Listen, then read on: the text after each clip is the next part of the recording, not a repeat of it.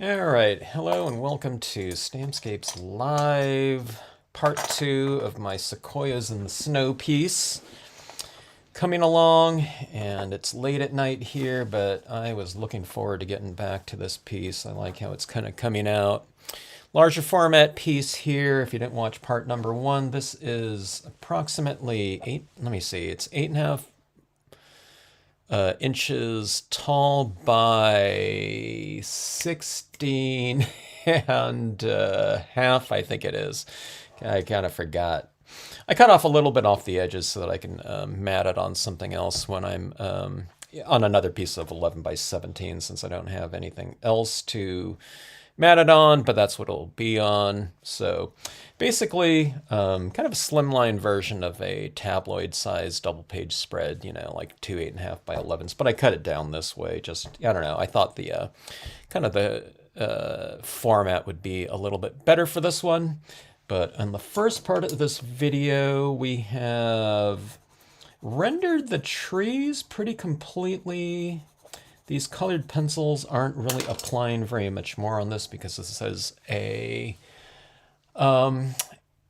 semi-gloss cardstock, so that there's not a lot of tooth on here. Although not having a lot of tooth on it, with that type of layering of colors right there, I thought it takes the multiple layerings of the colored pencils pretty well. But again, one of the things about the semi-gloss papers, having some coated paper, it's pretty good for having kind of a compromise between impression quality and the ability to take dry media. That being said, hello, Linda. Good to see you. Linda, I couldn't wait to finish this piece off because I like the way it was kind of coming out, and I wanted to see what it would look like. So resuming here, one of the things about this is working with so much colored pencils on here, it's like what you see is what you get, Normally we're working with like inks, so when they dry, our scenes might look a little bit different. Just in terms of the, I don't know, the value, intensity of the inks. But yeah, with the colored pencils, it's like, colored pencils and pastels, it's like what it looks like is, what it's going to look like when it's sat for a while. But let's see, I need to finish off some of these trunks here and make them look a little bit more reddish, I don't know. They're probably not, they could use a little bit of an extra reddish tinge to give it that real kind of sequoia redwood look. I don't know. Maybe I went with a little bit too much of the undertones so that the red isn't applying quite as much, but I don't know. I don't know. Maybe I guess it looks okay. But I think of, with the colored pencils on this type of paper. Hello, Phyllis. Why did you choose pencil crayon? Oh, it's because it was blurring all the inks around. I used this is a hybrid ink right here. So hybrid inks are very surface oriented. So if you just go on with inks, I did lay down my first base layer coat of ink. But again, going over a hybrid that's still a little bit wet, it kind of spreads it around a little bit. And you can go for a little bit more variation with the colored pencils like this. But I didn't want to go for too many layers of dye-based inks because it would have blurred around the impression quality. So that's why we did that there. You could, I could have stamped it in the impressions with a. Someone in the earlier thing said, "Yeah, you can use a solvent on your foam stamps. You just clean it off, right away." I'm not sure if you were on when they mentioned that, but that was kind of an interesting thought because I don't know. I would have thought a solvent ink's going to fill up in here and dry in these pores of the stamp, but I don't know. A lot of experimenting to do. All right, so anyway, let's see. Let's get into this right here. The thing that I'm going to be doing mostly on this second part is the kind of the rendering of shadows within this open space down here. So kind of bluish, purple violet tones in there, I think. All right, so let me do something here too. I've been using this. What is this? So this is terracotta. Let's go with an actual, like a red on here. Okay, it's not going to look this red, but let's try a scarlet on here, okay? Just for a little bit of a slightly warmer red tinge. And again, it's not going to be applying very well because, we have so many under layers, and this is really kind of, it's like we've maxed out on kind of we've super saturated our wax on here, but you see that little bit of extra, tinge of it, that helps in terms of, kind of achieving that hue, I think. I wouldn't want it to be really super distinct, okay? I want there to be a lot of kind of richness and variation, but a little bit more, you know what I mean, wouldn't hurt this particular thematic scenario. If they're supposed to be redwoods, we want a little bit more of that kind of glowing reddish tinge, I think, would be good.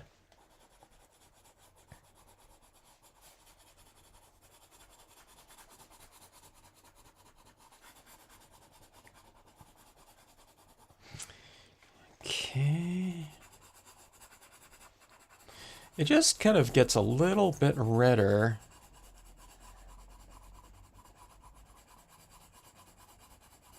It's almost minute. Right in here it's applying pretty good though, so that's not too bad right there.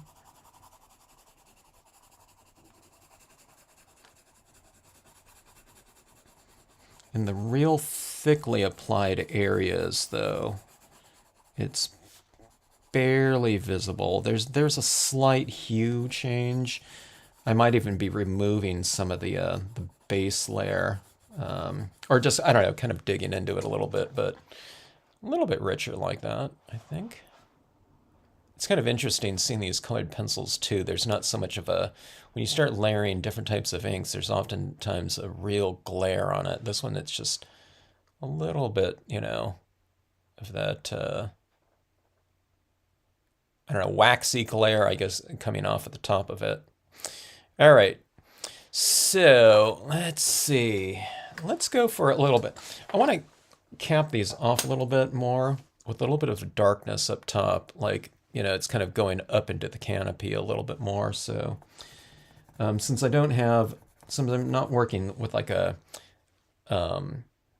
vignette around this entire piece, and I'm not going to, we're going to cap off the imagery a little bit more with a little bit of a shading up top, okay? Maybe not on all of them, but yeah, I think here and there we'll put kind of some shadow formations here and there. So it's just, by and large, it's dark to light on each one of these, going from, right to left, okay? So it's dark to light over here, but you kind of want to break it up a little bit because there's going to be foliage and there's going to be things, in theory, kind of breaking up the lighting kind of structure. There might be something out here that's casting a shadow in here. So it's just, we're going from light to dark that way, but break it up, here and there within the piece. And I think that's going to look a little bit more natural like that. So I'll put some shadows kind of within these areas right in here.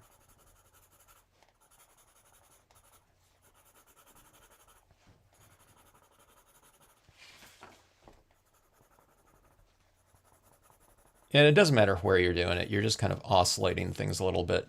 So it's going like from light to dark up here, but then you go like dark, light, you know what I mean?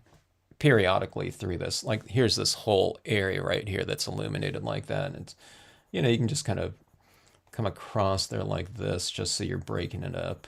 The monotony of, I don't know, kind of the lighting design of the piece like that a little bit more. And since these are the same stamp, after all, you know, you don't want each one of them just looking so identical in terms of the lighting. Oh, kind of design of the piece. So areas that are, this one's a real kind of prominent area right here. So make that form look a little bit different from tree to tree, I think. You can go a little bit darker in here, or you can bring it out like that.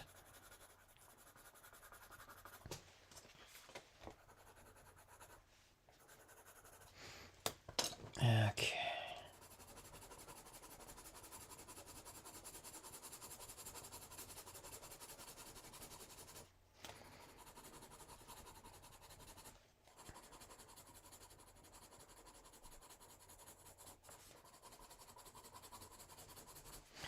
So I'm just going back over it with the red and kind of blending out a little bit of that black tone in there too.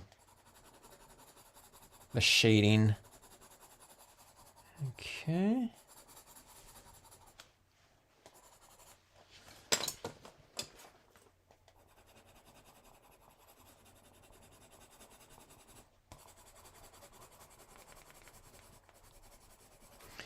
A bit of an orangish tinge. And I think that should do it for the trees. Let's see, let's make this one a little bit richer looking. There's a couple little spots that I didn't get up top here, you know, because I'm kind of going off the page like that. Easier with inks, but with this pencil, I'm kind of grabbing the edge. So, I don't know, let's go and fill that area up there. We don't want it to be kind of anemic up top.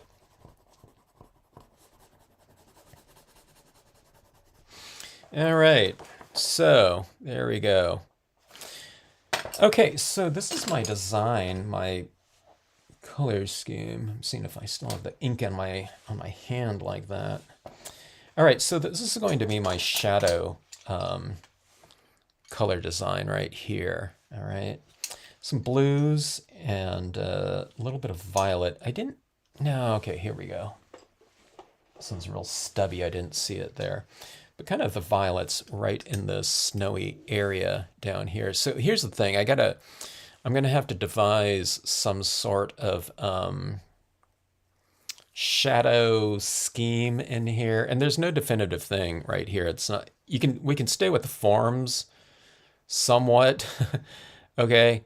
But like I said, there's going to be shadows being cast by things within the piece and things off of the thing, off of the scene. In theory, there could be things up here. It depends on where the light is coming from.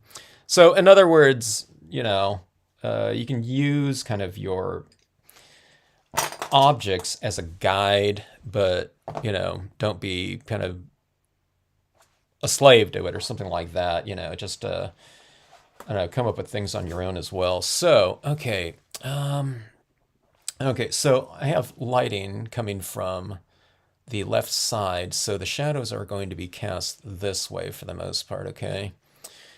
So I'm just going to start very lightly in here, and I mean, this isn't, if things were just on like concrete and it was flat like this right here, and if I was casting a shadow, if this is a tree, I would just have it coming straight across like that. But in theory, this is all supposed to be this snowy terrain that's contoured and everything like that.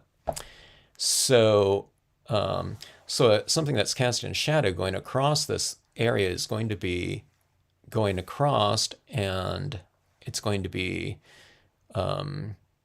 curving with the contours of the terrain. Okay, so I've established some areas in here with the use of the winter brush, and I'll kind of use those as a little bit of a guide too. So, but you have to fake it though, okay? So you're just coming across like this, and let's say this tree right here is casting a shadow right here, so you're just kind of making it up. You're saying, okay, this is like going like this. There's a slope of snow like that. It's just, you know, whatever direction you're putting it at. That's basically the contour of that surface's area like that. So I went down a little bit like that, and it's like that. So we're saying that there's a little clump of snow right there. All right. All right, so just in general, deeper shadows in the foreground, lighter shadows in the background too. All right, so I'm just going to start off with everything light just to kind of get things established somewhat here. And I might come into this with some Dr. Martin's Bleed Proof White and paint some other areas of snow within these areas too. So let's see what we can come up with here. All right, so let's see here. Okay, come down like this. I'll just stay with the contours. Again, that was like a paper towel right here. And we'll come down this way. This deer here is casting a shadow as well.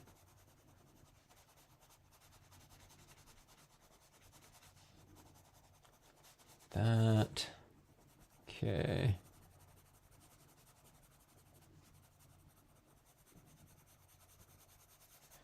Something like that. And again, these are just really light right now, so I can kind of see what my shadow design is going to look like. I'm always faking it, okay, on my pieces. I mean, I'm using stuff as somewhat of a guide, but there has to be a lot of invention because I don't know. There's nothing really super definitive in doing something like this when you're just kind of making up your own, I don't know, whatever light source, and that's always going to be the case with most scenes. All right. I mean, if you have like a moon right here, or something like that, like a really definitive source of light, that's a little bit different because we can use that as our guide to create shadows from, the angles of the shadows going right from it. Like this, if the moon was right there, my shadow would be roughly going this way, okay? Like right there would be the angle like that, kind of. But on something like this, again, don't be afraid to just make it up. That's what you have to do. All right, so, okay, now this one right here, see this is supposed to be a gigantic tree, right? So see this right down here, I'm going to cast my shadow down here and go in like below this deer here to represent it being in front of it, okay? If I have this going from like behind it like that, I would be pushing the deer up a little bit in space, I think, just from a visual sense. I think. I think that's the way it would look.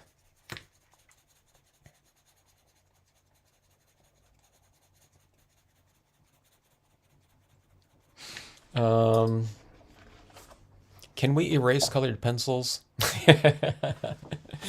I'm just joking. In case I get something that I'm not really happy with in terms of the shadow.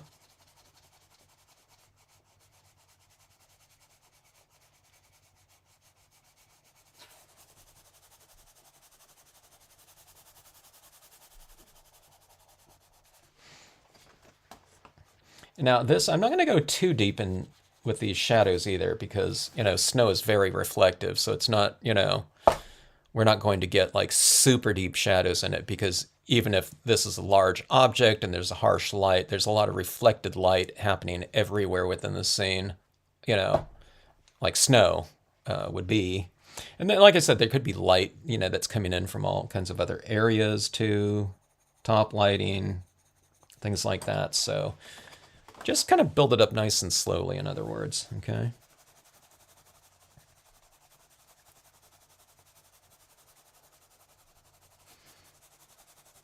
So I'll just kind of break the shadow up. You know how we're kind of breaking up things in objects, oscillating light. I always mention checkerboarding,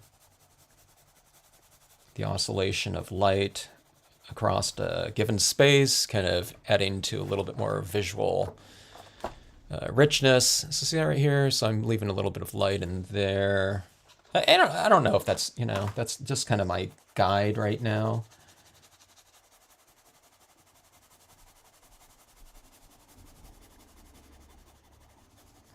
Something like this.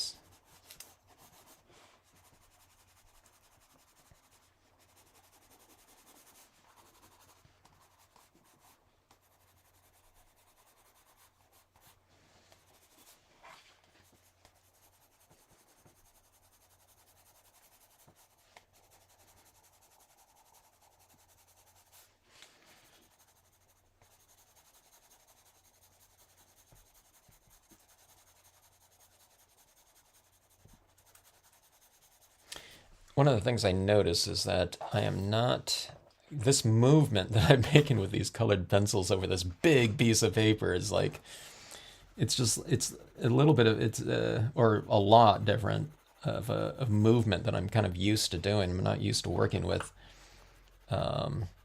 this amount of space.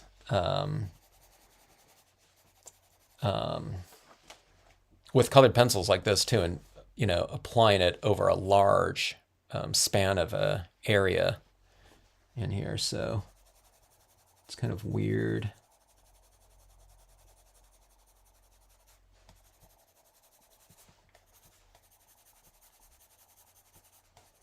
And a little bit of a different feeling than, I don't know, kind of working with inks, I guess, like that. All right, so let's just keep doing that.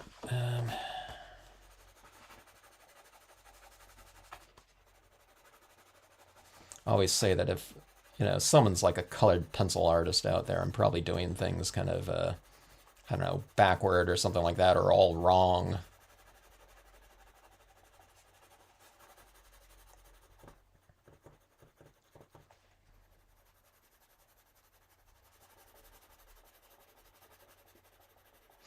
Okay, so I'm taking some of this ink here too. I mean, not ink, see, I'm already thinking of ink, but I'm taking some of this color.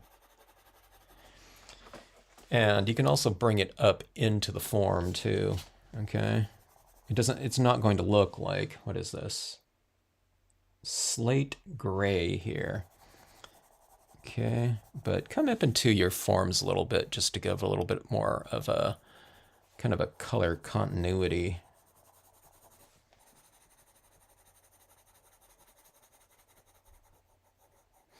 And by doing this too, you kind of always mention that doing this type of thing and giving a little bit of a merging of colors into forms like that, and it kind of anchors the pieces down, and yeah, color continuity and just a little bit more visual harmony. Okay, now see this one right here. I mean, this is going to be like this little subtle thing here, but if I kind of bring this shadow down this way, like that, I think it's going to bring this tree out in front of this tree right here that's stamped up a little bit higher and represents a form that's, a little bit farther back in the distance. Okay, like that. So we'll go like this right here, and we'll make this darker like this. Okay, so kind of the shadow design of this piece will be darker shadows in the foreground. Like I said, closer up to you, a little bit darker, a little bit lighter in the back. So darker, but not too dark because it's snow. A little bit lighter, and then lightest back there, okay? So we're kind of going from light to dark in theory, light is coming from this side going across this way, but it will also go from light to dark this way, okay? Hello, everyone. Hello, Gila. And Carrie, good to see you. Linda D. We got Linda B and Linda D here again.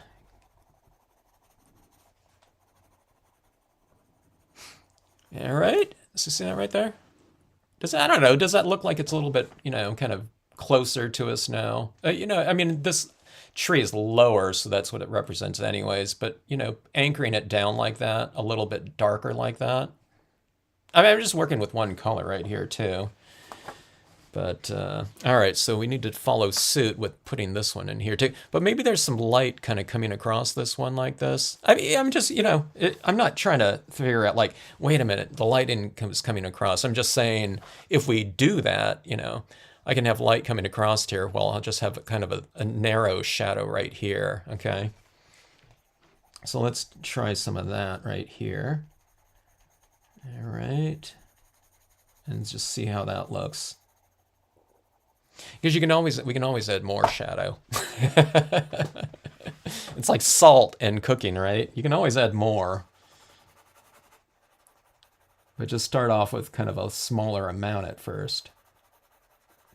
Sometimes when you start doing this, it's, I don't know how it is for you guys, but like adding shadows, it's, it's kind of,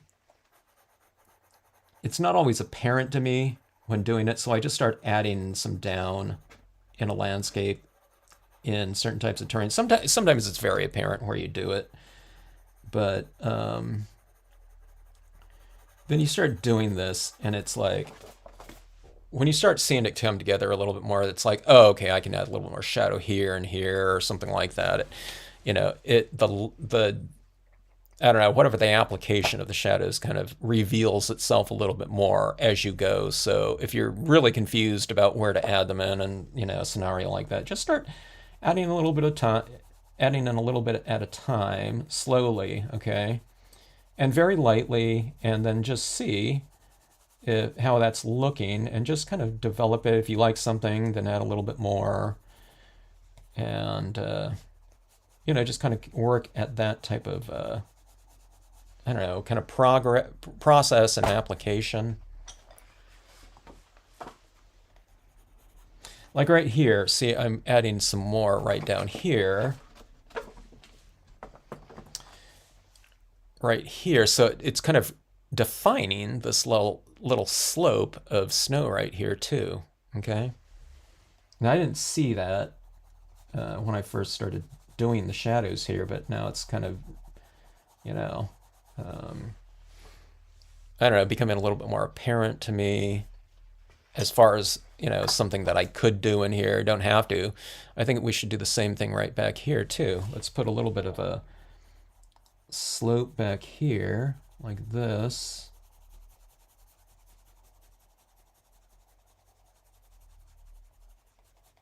So it's not just kind of areas to, where objects are casting a shadow, but you're just putting a little bit of darkness back there to define lighter areas too. Okay. I have this big area in here that, would probably benefit from kind of being broken up a little bit too with some tones. I don't know, Linda, are you mentioning the solvent inks? I don't know, someone earlier, I don't know, they said, they work with them and hey, they've been using the solvents on them and no problem.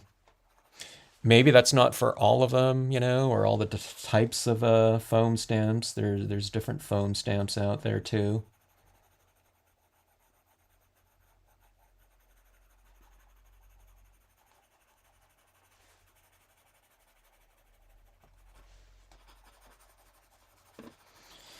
Okay, I should probably move on to my next color just so that I'll be able to get some applications of those other colors within these shadows here. If I go too thick with this one color, it gets a little bit harder to apply the other tones. But oh, let's see. Let's put some. Let's go across this way a little bit deeper like that. And again, it's just because I want to reiterate this kind of lighting movement coming from that way. So let's add some more kind of going across this way. Now I'm just kind of making things up, but just kind of adding things in these little streaky kind of forms.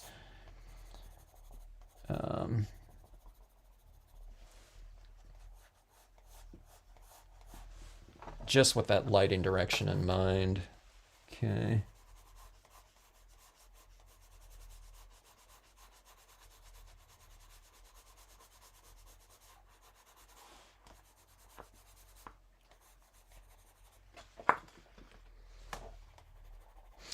The space in between here, it's like areas like that I'm trying to decide in my head if I want to put a little bit of shading in there or something, or if I should leave it light so that the forms in the foreground kind of stand out a little bit more. Maybe we can get a little bit of best of both worlds by putting on a little bit of tone in between and just breaking up this kind of spear right here, that negative space a little bit, just with a little bit of, variation within there like that.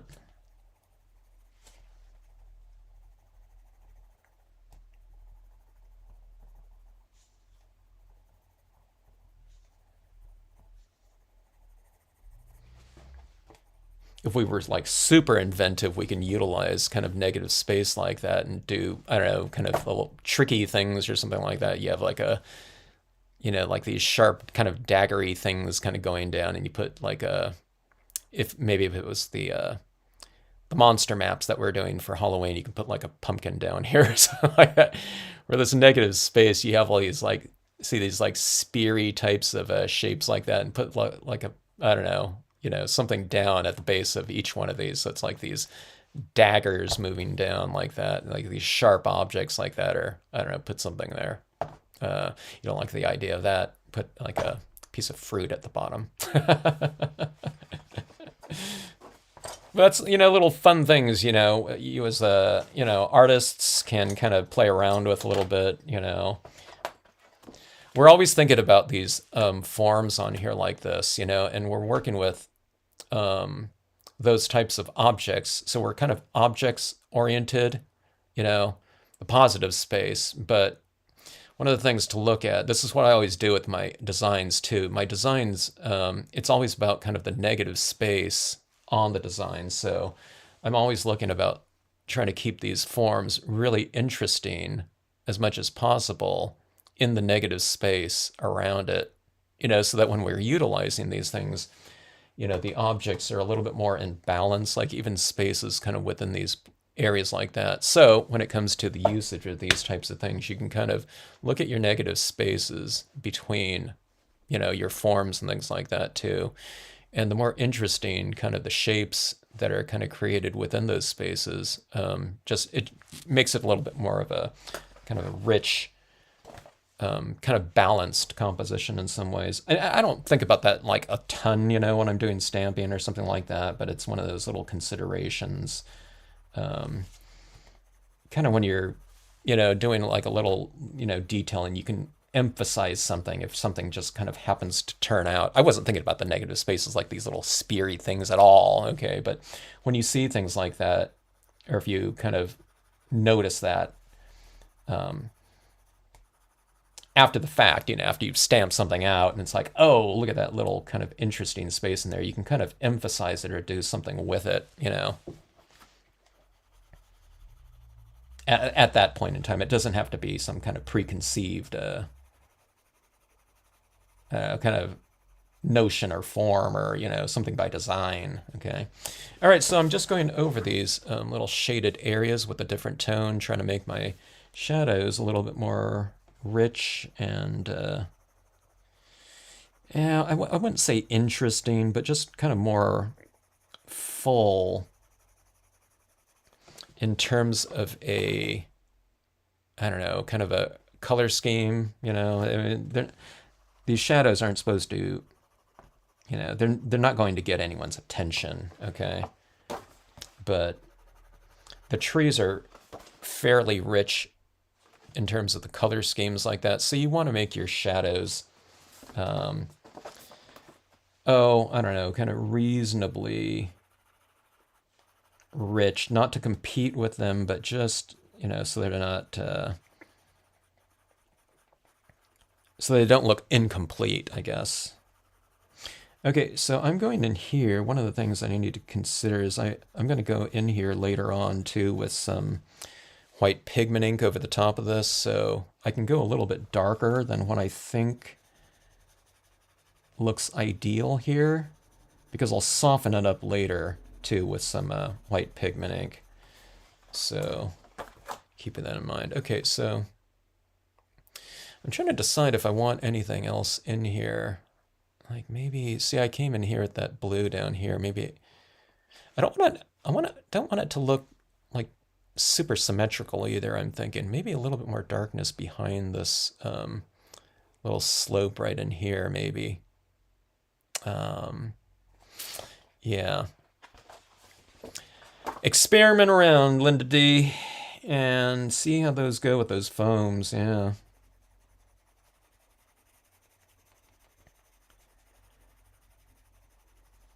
I'm finding that. Okay, now I barely experimented with these. All right. But one of the things that I found that was kind of nice in my first experiments, if I was to kind of think about it and analyze it or something like that, is by after, I don't know, a handful of impressions, when I was making my impressions, I wasn't even thinking about these foamies being foam or something different. Okay, I mean, from a kinesthetic standpoint, making an impression like this, I don't know, it's just really different for me, of course. And I don't know, midway through, I was just making impressions. I was just thinking about the impression quality, but I was like, wasn't thinking about the foam aspect of it at all, which, I think is a good sign in terms of just, the comfort level of, a different format.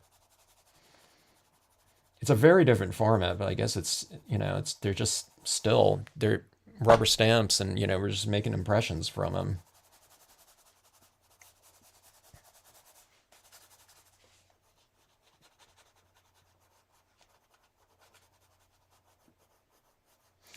I think that's I think that's the same thing that went on with me with when I first thought of using tack and peel or just unmounted rubber. Um, I got used to that tack and peel. I don't know. It was like less than a minute, after making it, because I'm usually using, stamps that had cushion on them. But then when I use that tack and peel on my acrylic blocks with the unmounted rubber, the first one, I'm kind of thinking about, there's less kind of padding, but I don't know. A couple impressions into it, it's like, oh, okay, it's the same thing, It's, there's not much of a difference at all. You're changing up a little bit, but not too much. If anything, these foamies are for the size of the stamp. They're easier to use because of that contourability. I don't know, is that a word? The flexibility of it, them. All right, so so I'm tweaking these little snow areas a little bit more and just changing this from like one kind of flat area. I'm kind of adding a little bit of shadow behind this right here so that this looks like it's going like this and then kind of coming up like that. But it's like doing it in, I don't know, like a 2% version of this blue, with each kind of stroke like that, or I don't know, maybe it's like 5 strokes becomes like a 2% version of that ink, not ink, but wax color. Yeah.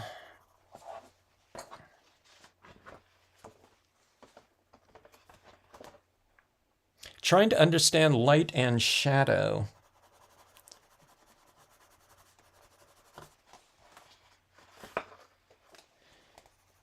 Well, there's different types of light. This one's a very directional light, because I'm having all these trees here for me are, you can have things front lit, okay? It's a big difference between doing a lot of different types of stamping. Most stamping that we're doing, card making, okay, we're stamping these objects out, okay? And there's a composition of them. A lot of times they're outline designs or something like that, and people are coloring them in, okay? It's more like a stained glass approach to coloring, okay? And that's what most designs that are kind of outline in nature we're doing. But if we're doing something that's directional lighting, we're putting something like these trees are in this setting with some sort of light. I could have had a moon like right here. And then you have to think about these objects in a three-dimensional setting. Like if a moon is right here or a sun or whatever.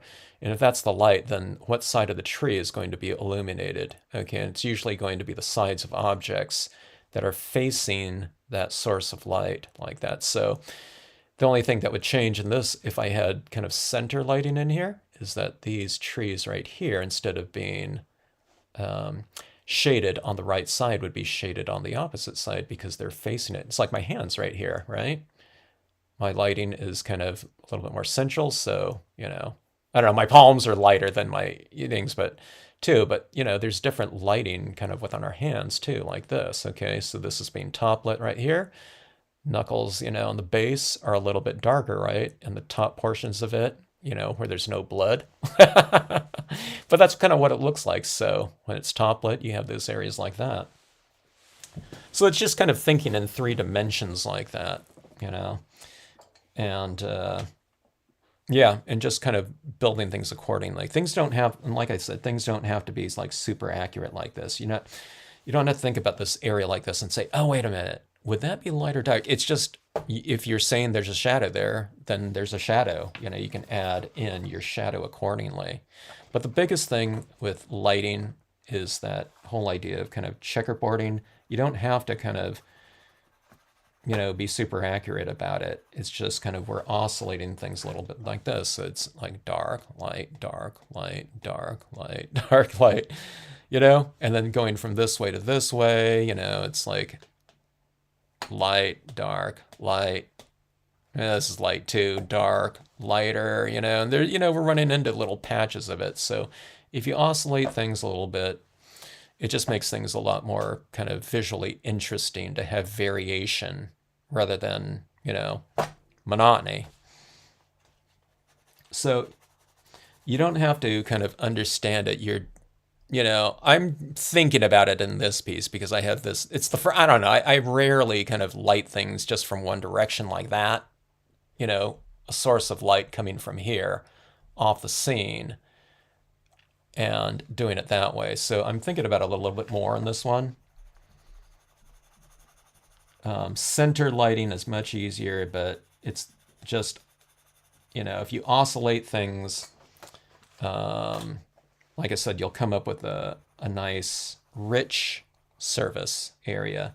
And there's no rules about having kind of multiple sources of light. Another thing that I'm always mentioning is, seeing your pieces as if they are kind of a stage, for like a set designer, a play or something like that. So what you're doing is you're just, your own lighting director, and you have multiple light sources to light your subject matters and things like that. So, but this one right here is supposed to represent a little bit more of a kind of a natural light. And again, it's a little bit specific because it's snow.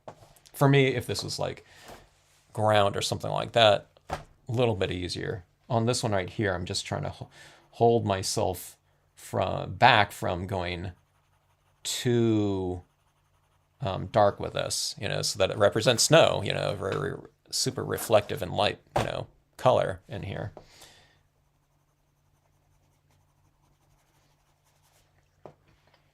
But that is a good question there. Or, I don't know, you didn't ask a question, but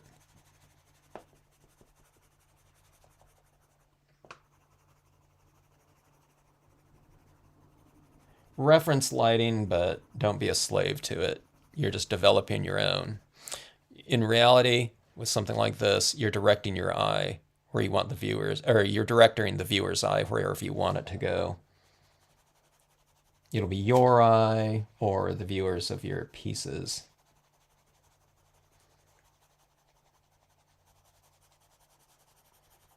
If we wanted to make, in another scenario, let's say this is a nighttime type of scene, I think that would be really cool, is to throw a moon in here.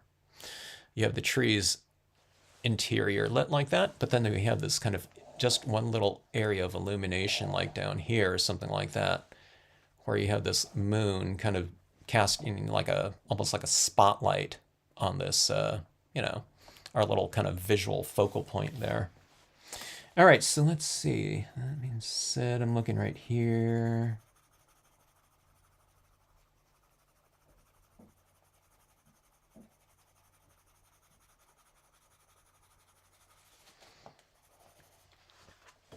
All right, so this was only the second tone right here.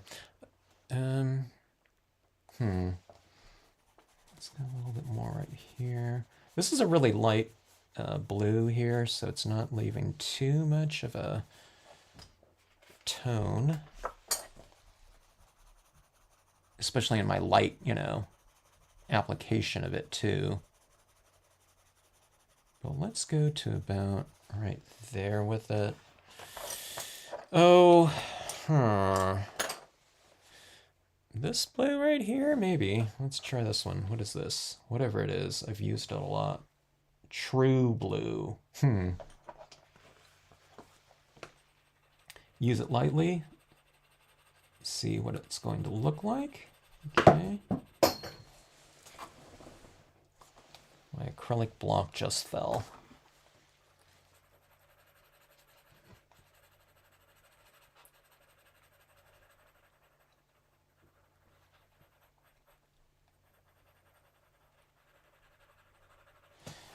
Oh, it's a brighter blue. I don't want too bright of a blue, but it's good to have it down there, especially if I put a layer of color over the top. I don't know if you can tell, but it's getting a little bit brighter. Actually, that looks pretty good. Yeah. See, I start kind of dull and light, and then you work bright and darker, okay? But see, this, it's kind of making this little bit of a color glow right here, I think. Like down right in those areas. See that right there? Yeah, it looks a little bit more like a shadow now. Or it looks a little bit more like a, I don't know, like snow, I think. Maybe, I don't know, maybe snow, I don't know, maybe these areas like that, I don't know, maybe it's reflecting colors of the sky or something like that, if it, if it was a blue sky, I don't know. But this brighter blue, yeah, when I add this down here, I think it's making me think of a little bit of a kind of a sunnier day or something like that, just the tone of it. And then I'm going to go over it with, some darker tones and make it more somber. I don't know. We'll see. We'll see.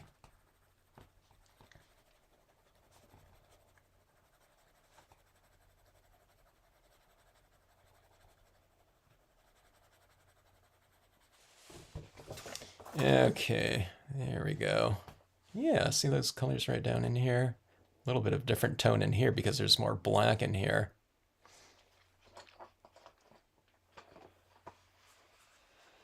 The Prismas have a rubber on each pencil.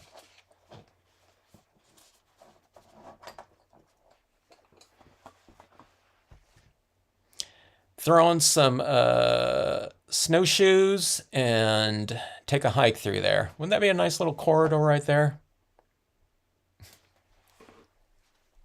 I'll join you, Gila.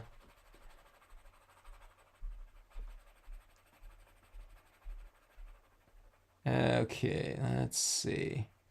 My sister always goes snowshoeing these days in the wintertime. They live in Washington, so she likes to go up to, oh gosh, my mind's a blank today. Oh.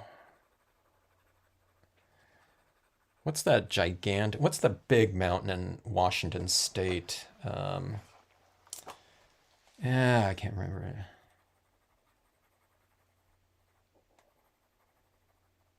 Rainier. They go to the Mount Rainier area and go snowshoeing. I don't know, once or twice a year, probably.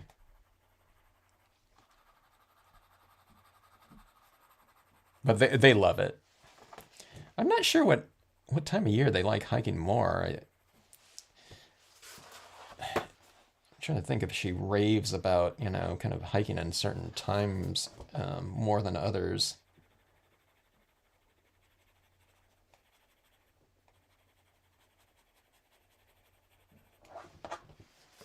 Okay, so there we go. Look at that brightness with that blue right in here.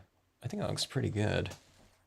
So true blue. I don't know, maybe that's why this blue is so kind of blunt right now. I've used it a lot. I don't know what I used it on. I barely remember using pencils for anything over the years.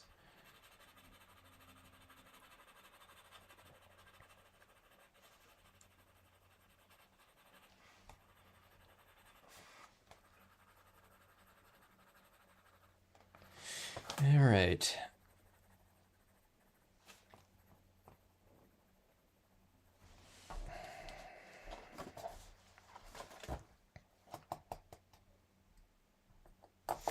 You know what we need in here, I think? I'm gonna do it later though, because I don't wanna wait for that to dry. But I'm gonna put a couple little like pebbly rocks within this space, and that'll kind of break up the monotony of that space in there.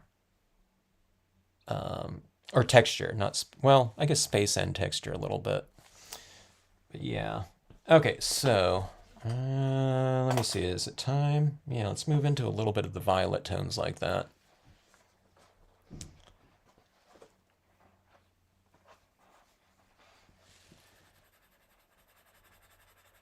I've only been, let me see, I was going to say I've only been snowshoeing once. I haven't been snowshoeing at all. I've hiked in the snow.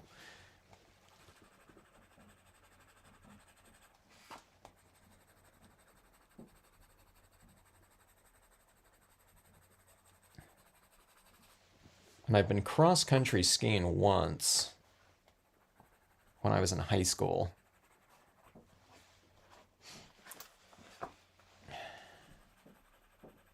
Okay, so a little bit of a violet tinge. I think this violet right here will harmonize really well with the orange tinge of the trees a little bit more than just straight blue too. You know, that purple and orange, you know, is a kind of a more natural combination. Probably because they share, okay, when I think of it, it's because they share, they both share red, right? I'm not going to make these shadows purple, but just having that little tinge of it in there.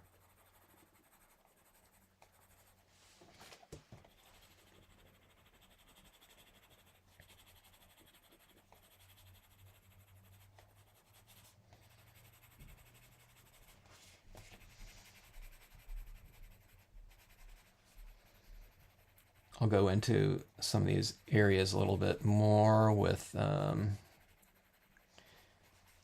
into the white area too, where there's a little bit of a tinge of just that violet color too, I guess maybe. Okay, so a little thing on colors. You know, if you colors next to each other on the color wheel, if you put some blue and green next to each other, I'm not talking about overlapping, but it's supposed to be if you kind of put them, if you butt them up next to each other, reds and oranges, oranges and yellows, yellows, yellow, green, or something like that, okay? Or just take a yellow and a green.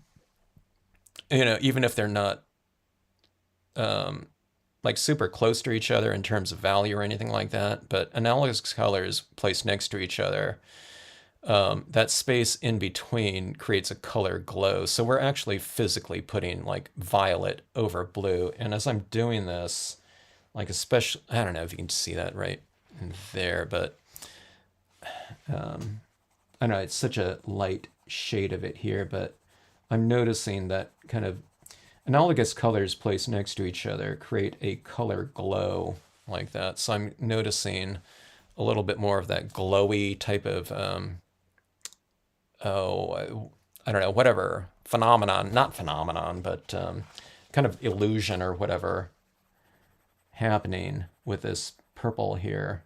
I wasn't thinking about that, you know, I was just thinking about I wanted, you know, a little bit of a purplish tinge here, but I noticed that happening here. And then I remembered, oh, you know, with the color, you know, the color glow thing. On the opposite side, I guess, I don't know if it's opposite, but and complementary colors, colors opposite each other on the color wheel, if you put them next to each other, it creates a color vibration. So I hardly ever do that. I'm trying to think, maybe I never do that, but I'm always doing color glows. You know, I'm kind of working through, you know, these like schemes like this where it's just kind of going from, you know, one color into the next. It's like analogous colors, okay, where they kind of naturally flow into one another like that. When you add these down like that, it creates that color glow like that, you know, like right in here and here, all those areas like that. I wasn't really thinking about with the shadows here because the shadows are really anemic. but I can see it happening in a couple little areas like that where I've just used a little bit of that tinge of violet just directly onto the white so it's not mixed up in the blue. Maybe, I don't know, maybe I need to do that in a couple of other areas. I kind of like that look there. Yeah. I don't know why. It almost looks a little bit warm. There's no warmth in this tone right here, but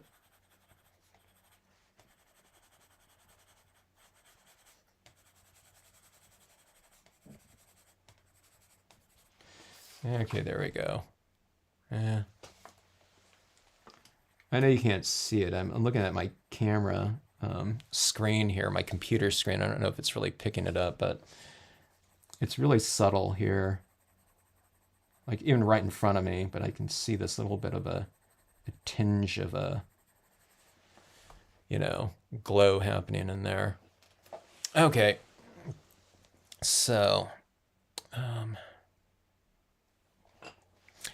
yeah.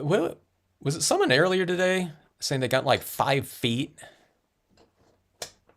in the previous live? Someone has mentioned 5 feet of snow somewhere. Okay, here's violet right here. Wow, this one's really dark. I can't believe so. I don't think I have anything in between this. Going from this to this, it's a big jump in value. I wish I had something a little intermediate in between here. So this one's, what is this? Violet. And this one is lavender. I don't know, we needed like a pale violet or something like that. That would be good, but I don't know. We've got to go with what we have, so I'll just use this very lightly. But still, I would have rather have, I kind of wish I had a color that was just inherently lighter and in between the two. And I don't know, I guess it's coming out okay here, but I don't know if you can see that little bit of a violet tinge. You see it's different from right there.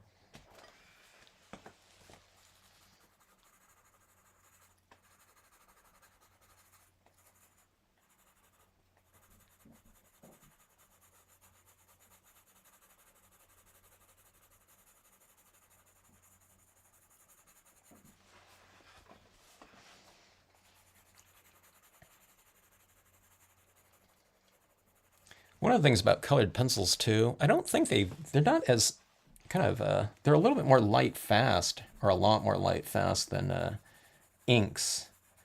So that if you did something in colored pencils, I think you'd be able to display it without worrying about fade, unless it's like in like total, like super bright light, exposure. I don't think it would fade out though. I think they're going to be a little bit more, like I said, light fast. All right, so seeing a little bit of it. Yeah, there's that purplish tinge right there. So I'll go with a little bit of that, like so.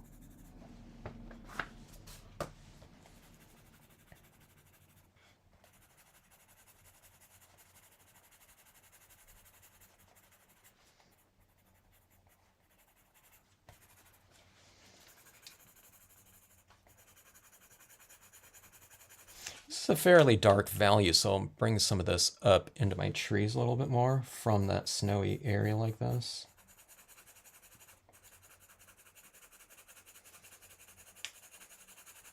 And going with a darker base, you kind of anchor your objects into the the foundation a little bit more, sometimes a lot more. Okay, I think I need to be careful with this one. I think this one's harder right here. The wax is harder, so I can see I'm going into this darker area and it's lifting off the colors that I've already applied. So it's getting lighter actually. All right, so much for this one. This one's not going to be so much of a darkening color. I'm getting more of the hue of it, but it's cutting into the colors that I've already applied. It's making it lighter, I guess. I guess if you want to make something lighter, you can. I guess that's something true, too. You can take like if you've kind of made an area that you think is too dark with the wax, I guess you can go in with like a pin or X-Acto blade and just, I don't know, just kind of scrape it off a little bit. You know, not taking it off completely or anything like that, but if you wanted to lighten it up a little bit, I guess you could. If it's on something like, you know, a paper like this that's a little bit coated, it's probably easier. Not something on like a matte, you know, watercolor paper or something like that. But anyways, there's our little kind of shadow scheme in there. I don't think I'm not gonna use, well, okay. I have this out here, but let me see what this is like a navy-ish blue, ultramarine.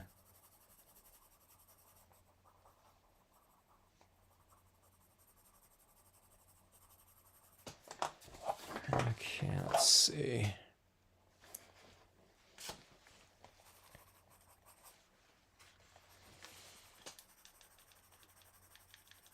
I can't tell how soft this one is. I think it's about the same as the that other, the previous violet in terms of hardness, because it's not applying easily over the top of these other tones that I've already laid out in here. Okay, let's see.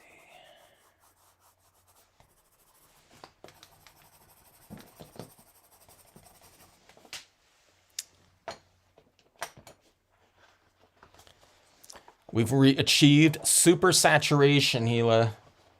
Colored pencil saturation. All right. You know what we could do on this? I guess if we did want to go more over the top of it, we could probably apply a workable fixative. You know, because that workable fixative is clear, but it's also textured and gritty. So in theory, I guess if I wanted to add another layer on there, I probably could. I know we can do things like that with for pastels. I wonder if it would be, if the workable fixative would be thick enough though. And the workable fixative, let me think about it, we'd be applying over the top of wax, which isn't really, you know what I mean? It's not adhering to something like chalks or pastels and absorbing into it. So I don't know, maybe if I put a workable fixative over it, if I put a colored pencil over the top of that, maybe I'd be scratching off the workable fixative too. I don't know. Well, all those little things, you know, I have no idea. You know, it's kind of a new medium to me in many ways. Okay, a little bit of black into these shadows. You know, I want to keep that color, so I'm not going to go over it too much, but maybe just in these transition zones like this between black and down here, I'll add a little bit of tone like this into it. It's like a, maybe like a 5% gray. I don't think it's even that. It's like 2%. But putting the tree into, setting the tree in the space a little bit more. Like that. Okay.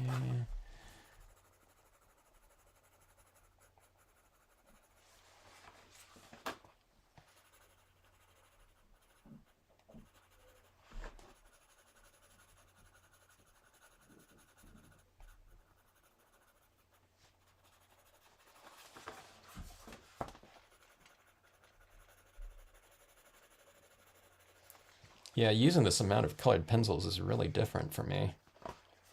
Okay, so that is my shadow scheme in there.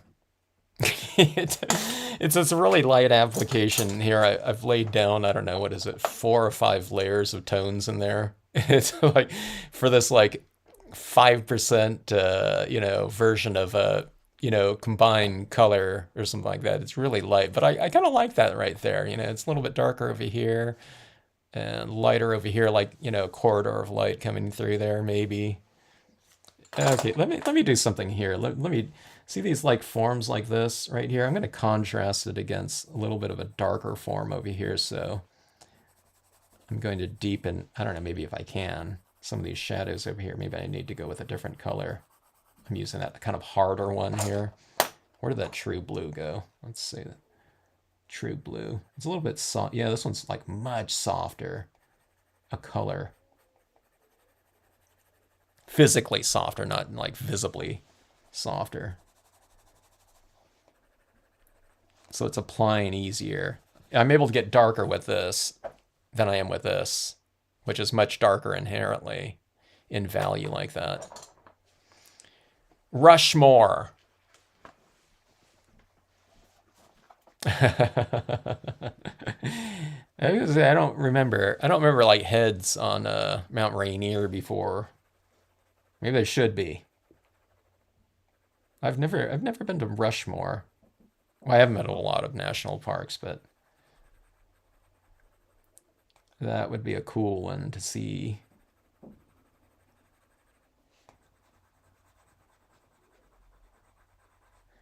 I'm trying to think. I took, did I take ceramics in school? I don't think I did. I did sculptures in certain classes, but I never took sculpture though, now that I think about it.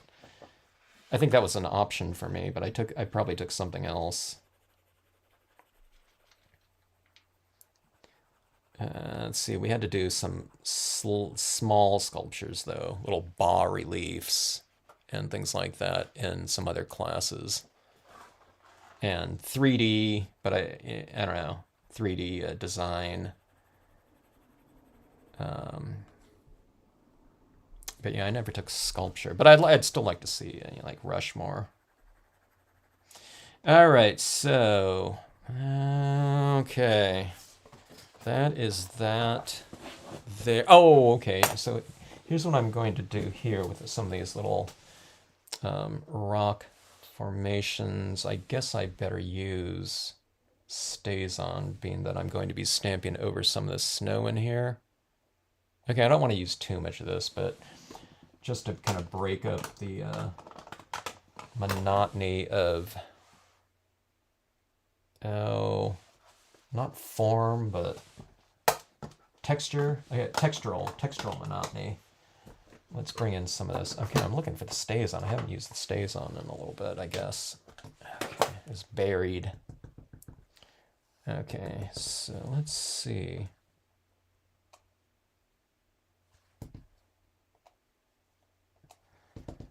So a little bit of these rocks kind of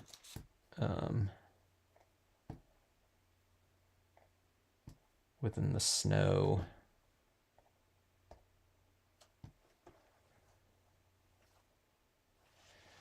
Yeah, maybe I'll stop at that. If I did anything, I'd do it a little bit larger down here. Let me see.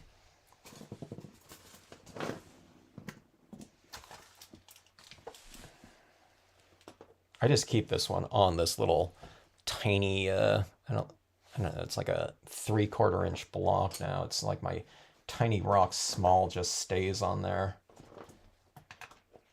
Okay, so this is what I did. I added these little textures in here like that, just to kind of break things up a little bit more. And if I do another one in the foreground, I'll do the larger rocks. Maybe I'll just leave it like that. Okay, so little specks.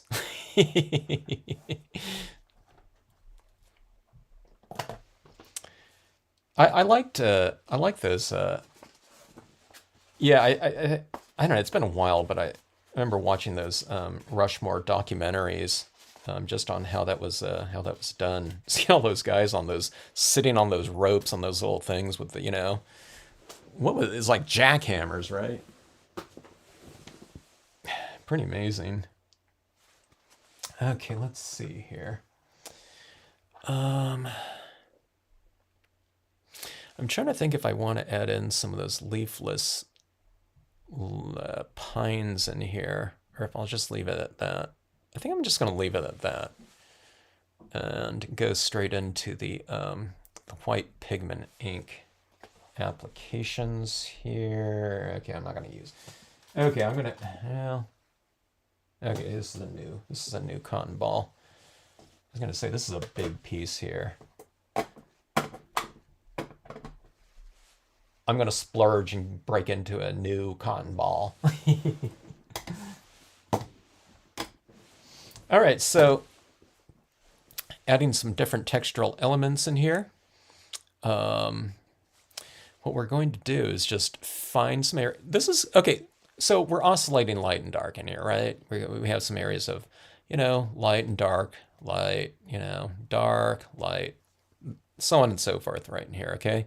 But the softer elements, we've kind of achieved some softer elements in here with, the colored pencils, all right? That looks soft to me. But for the most part, all these objects in here that we've stamped out are crisp, right? We don't want like blurry looking, I say that now. I can't say that anymore because we can do those kind of watercolory effects on this, on these foamies. You can do it in rubber too, but I don't know, the foamies seem like they're much more conducive for that. I'm not leaving rubber or anything like that, but they do those things where you color this in and you spray it and then you stamp it out and it has that real watercolory look to it. So your impressions look inherently softer. Okay. But when we're stamping things out, just straightforward in colors, oftentimes in rubber stamping, we're using black ink, right? And then we're coloring things in. We want our impressions to be nice and crisp.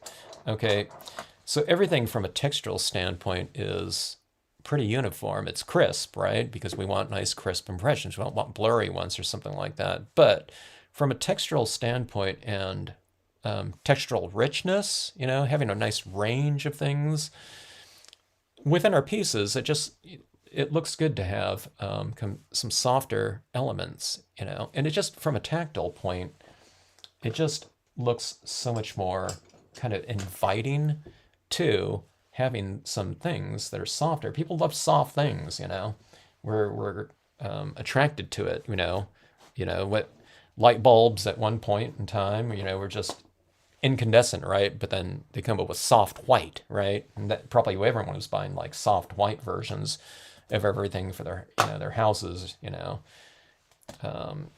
soft blankets, we're drawn to that. We want to go over and touch it. We want to go and, I don't know, unless you hate them and, you're allergic to them, like animals.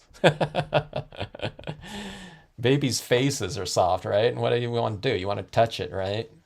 So, it makes sense that in visual art, you have some kind of softer things, visually softer things, right? And in scenic stamping too, by having this in there, if you're doing it in white, it represents light too. So you're kind of killing two birds with one stone. You're kind of creating this kind of softer looking elements and you're adding variation to them in terms of the illumination of them. Okay, so that being said, don't make everything just all soft, okay? Because things look softer if they're contrasted against something that's sharper. So if you want nice soft elements in there, have a little bit of both, sharp and, crisp and soft and light and dark. So let's see right here. So let's take a look at, these little branches right here, these little twigs in here. See, you can just add that little bit of tone right over the top, or the bottom of them, I guess, here. And you have this softer version of them down here, and they're also lighter too. So you're extending the textural range of that one object, and you're also illuminated in it in some ways by having this, represents kind of a fog that's being illuminated in there. So, but here you have now like gray versions of that same little branch in there, as well as the black ones. So I don't know. It's just such an easy way to create variation and lighting in a scene. I don't know. It's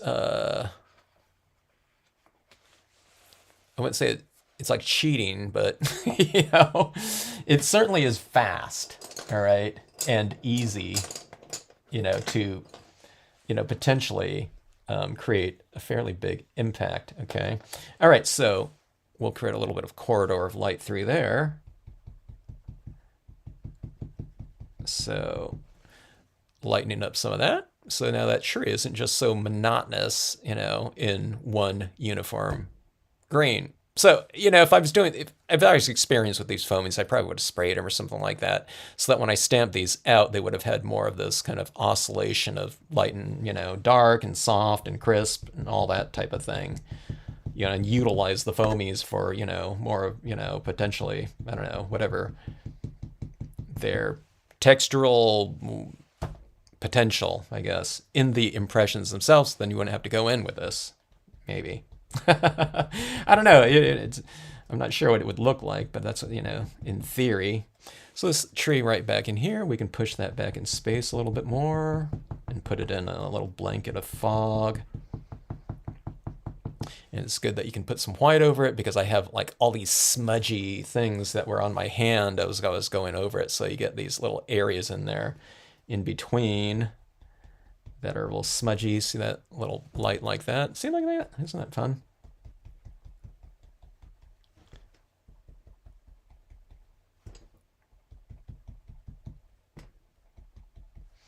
So a little bit of more of an oscillation of light and dark. I'm going to put a lot of it at the base of the tree, so it's like this little kind of meandering fog at the base of the trees. Let me see. Let me use a little bit of masking down here too, so I can go like this and not go over my shadows too much. Okay.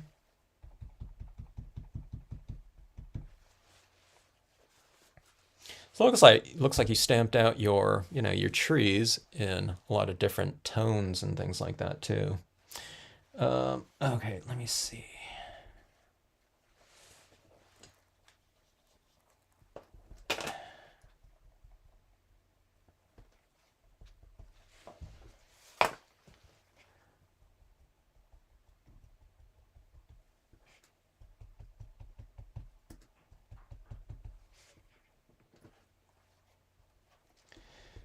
All right, so let me see. Left side lighting, okay?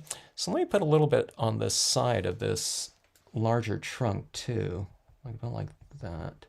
Or you can put it, you can put a little bit up here, then come down here and do a little bit more down here, just so it's not so completely uniform up the entire, span of the trunk.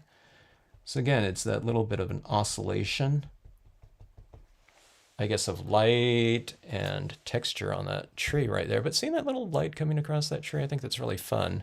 Let's do something like of that nature right over on this little trunk too, like that. Okay.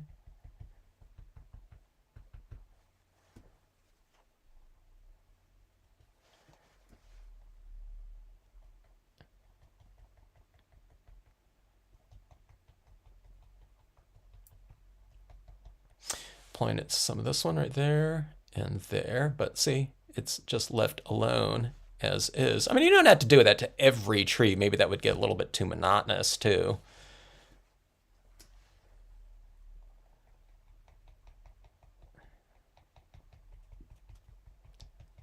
A little bit more of that light hitting that base of that trunk like that.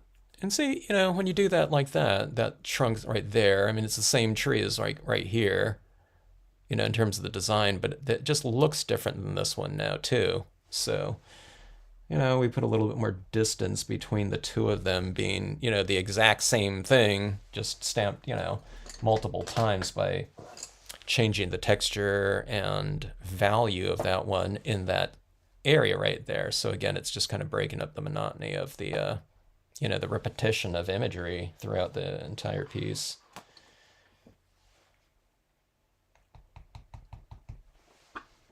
Okay, now this is where I go in here to my colored pencil work, and I mean, it's okay, but my colored pencil technique is, admittedly very elementary and feeble, maybe. But going back into it like this and softening up some of my applications, I mean, I think it looks much better like that. Okay, so see this deer right here too? Okay, put it like that, and it looks like a much more sophisticated kind of impression right there. you know, but I didn't have to do it in the impression because all I had to do is put a little white ink over the base of it like that. So it looks like he's standing in, you know, this little atmospheric mist or whatever. Okay, so let's see this one right here, that snow. I like it right in here, kind of, you know, it's a real clunky. My applications were a little bit clunky or very clunky, but see, I'm coming up in here, I'm creeping this up like this. So like,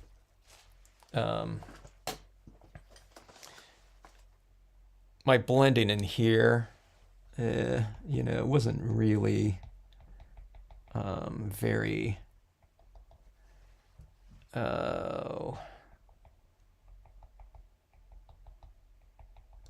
it wasn't smooth, okay? But I can put this over the top of it and, you know, it masks over my my deficiencies. Let me see right here too. Let's mask this off like this, okay? All right, so see these two trunks right here? When I was looking at it earlier, that's why I put a little bit of a shadow right down here. But let's mask this over like this, okay? I didn't think that there was enough separation between these two distance-wise, so let's mask this over like this. And let's go like this right here.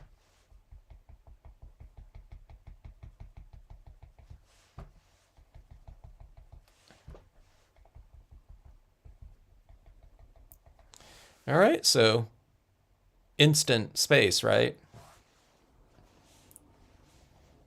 Or instant distance. And you can put more and more if you want on there. I'm not sure how this is going to look when it dries, you know, because I know how it dries on over the tops of a lot of inks. It dries much darker looking and more transparent, so I'm not sure if that's going to happen. I'm not sure if I should go, you know, with more pigment ink over the top of that. I'm guessing it would do the same thing. All right, so let's come up in here too.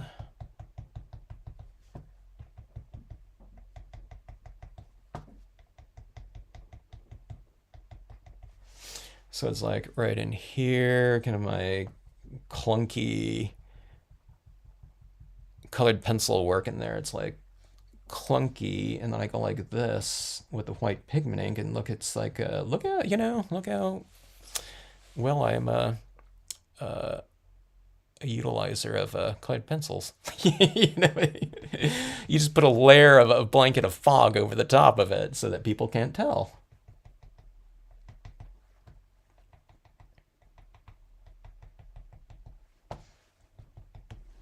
Okay, let me get a little bit more gutsy here and go with a little bit of a thicker application of some mist and fog. Going back in the distance right here. I'm not sure why my cotton ball keeps fraying. Usually you just have to kind of pack it down like a couple times, but every time I don't know, maybe because I'm using a lot more of it on this piece because there's so much more area to cover or utilize on this big format here. Okay, and I need to be careful here. I think I'm picking up some of the that hybrid ink in there, the green. So I'm kind of spreading around in there. It's like greenish. I need to be careful about that.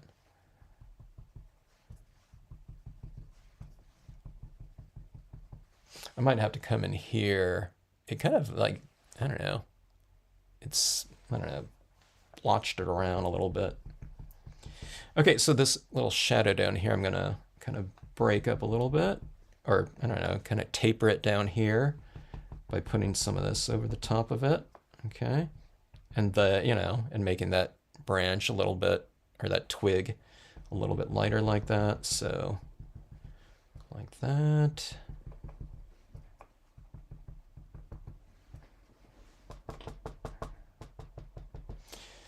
But I think that will do it right there.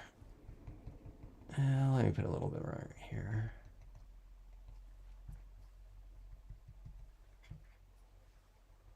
Okay, I'm looking at this right here. I think that darkened a little bit too, but there's still a decent amount of separation between this and this still though, I think.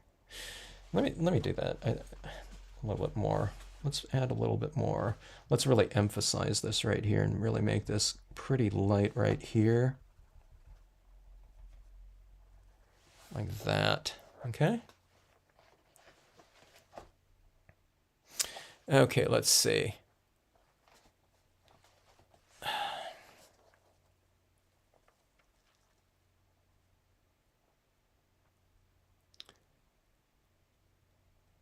I'm reading some comments here.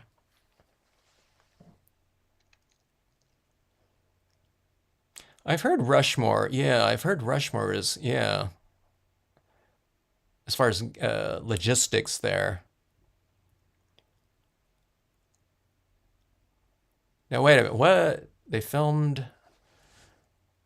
Oh, yeah. Yeah, the Devil's Tower. Yeah.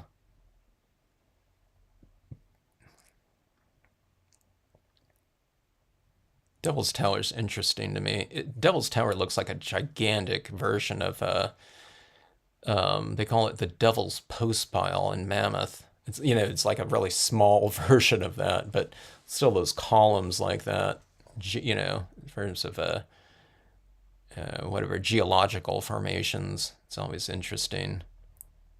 Watercolor crayons work that way, so harder to bring the color out. Non-oil pastels. Now, what do you mean looking for those non-oil pastels, Linda? You can't find non-oil pastels? There should be a lot of different versions. I mean, I haven't shopped for just pastels in a long time, but there's so many different art companies that make pastels. A lot more than when I bought mine, like back in school. I still have my like original set. Hello, Cindy. I would frame this project and hang it in my craft room. Someone was asking me if I frame my pieces, and I told them I don't. Um, like after I finish this piece, now this piece is different for me because it's like a,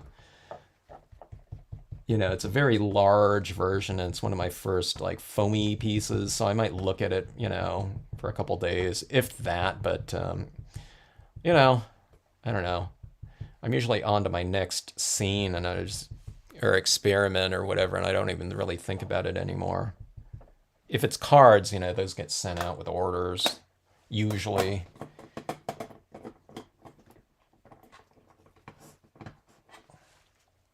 But yeah, I've never framed any. I've I've barely framed any. I framed something recently though. A couple of my pen and ink pieces, not stamp pieces, but I had a couple pieces in an art show recently that my well, when I say recently, it was like, I don't know. At this point in time, I probably sent it away 2 years ago, but the art show got put on hold because of COVID. But I framed a couple of my originals for that, for my old former art professor. But man, that was like I don't know. I think that was the first time I framed anything. Okay, let's see. So we have the Dr. Martens bleed proof. Okay, so what I was saying in the earlier broadcast, I was thinking about bringing in some like crepuscular rays and bringing in light beams. I'm not going to do that on this one. But I do want to get a little bit of extra texturing in here with this paint, and I'm going to use it in a painting application here. So I'm not a painter. I say all these things like that, but people, I think people expect me to be able to do something, you know, reasonably well with it. But, you know, there's a lot of things that I just haven't done. And there's a lot of even more things that I haven't done in years. So let me see. Maybe I should use these paint pens first. But I want to bring in a little bit of textures into here. I don't know if we'll even be able to see it. Well, okay, that being said, let me go with the paintbrush. I'll see what I can do with this. I'm not going to be doing anything, you know, too dramatic, but I don't know. Let's just see how it goes. I don't know. I feel that kind of these larger format pieces like this it's kind of opened up, some different like avenues or something like that. So I think I should kind of investigate them a little bit more. Okay, so yeah, thank you, Linda. Yeah, far left, left to right type of lighting scheme here.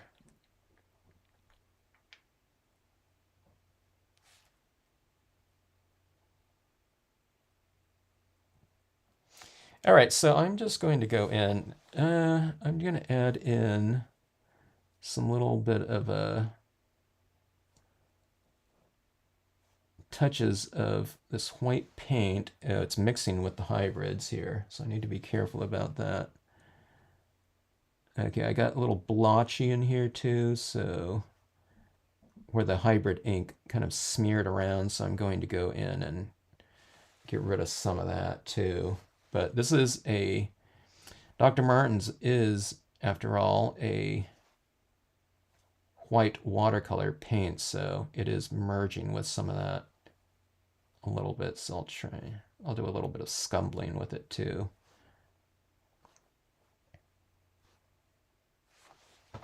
Now, I didn't make any tone in the background either, so we're not really able to see very much of a, kind of a highlight on some of these branches, but if there's a little bit of a tone in the background, then maybe we'll be able to see a little bit, this kind of representation of snow on the tops of some of these branches.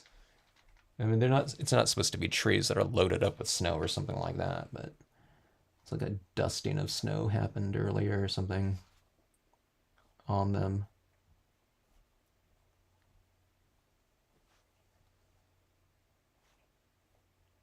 I guess this white too, it's kind of like bringing in a certain kind of degree of light into it too. Let's see, let's break up some of the, see these trunks right here, these lines like that, you can kind of just break some of it up with this as well. And we'll say that there's some snow or something like that, and in front of front side of the tree.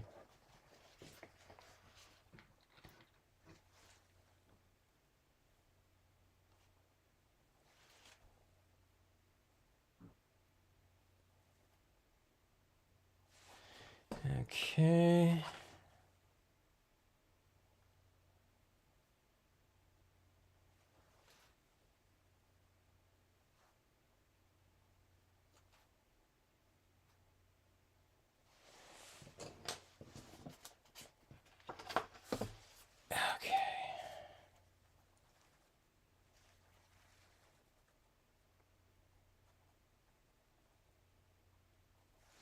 I'm going to break up some of my colored pencil shadow work with a little bit of extra texture in the snow too. And if I don't like what I do with the Dr. Martens here, I can always go and color over it, top of it with some additional colored pencil work, okay? All right, you probably can't even tell what I'm doing here. It's like I'm going into this really light area with a little bit of white, so it's not like, anything I'm doing here is like really standing out very much.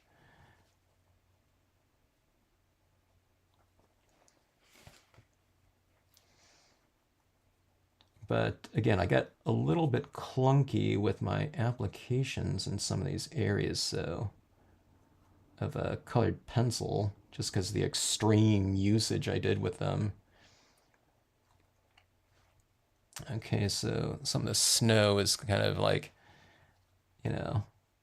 on the tree too, so I've gone in with some of that black or some of that color into it like that. So let's put a little bit of little patchy areas of snow on the trunks too, maybe. And if it's a little bit too extreme, like I said, I'll add a little bit of tone to it with, you know, some additional colored pencil. Like maybe bring in some blue into that or something like that. Or whatever the color the snow is.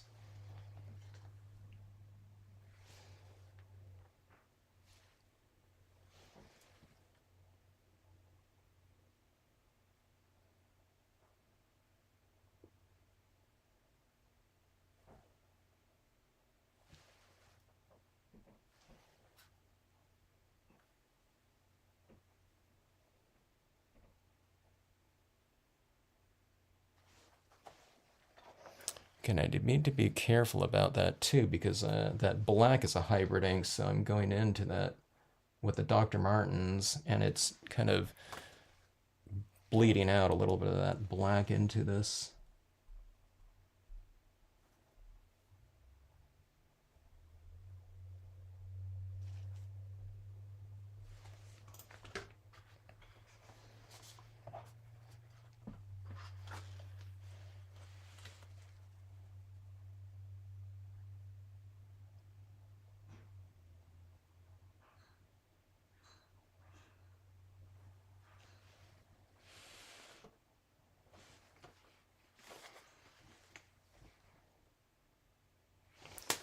Okay.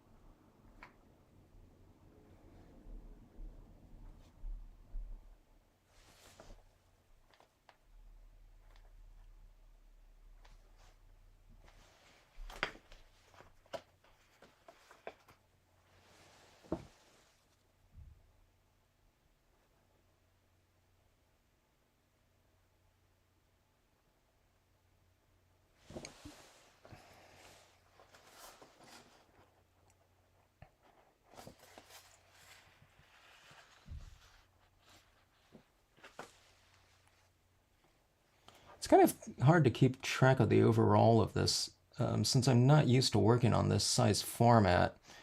I did those monster maps, but I was treating each space. I was looking at the overall too, but for the most part, we were looking at little sections and kind of building it out. But this one, it's kind of about the overall piece. So it's like, it's kind of hard to keep track of it for me, just because I'm not used to doing that. It's like I haven't worked in large formats for so long, and I've been working in small formats. So it's just a little bit different in terms of my focus here.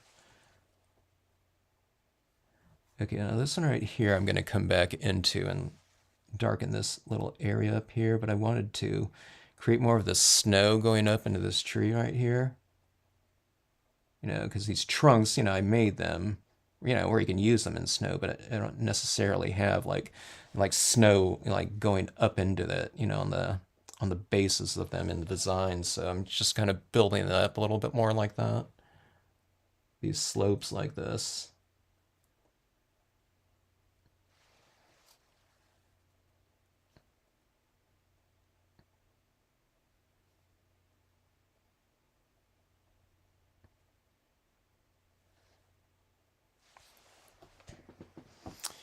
Okay, I think that will do it.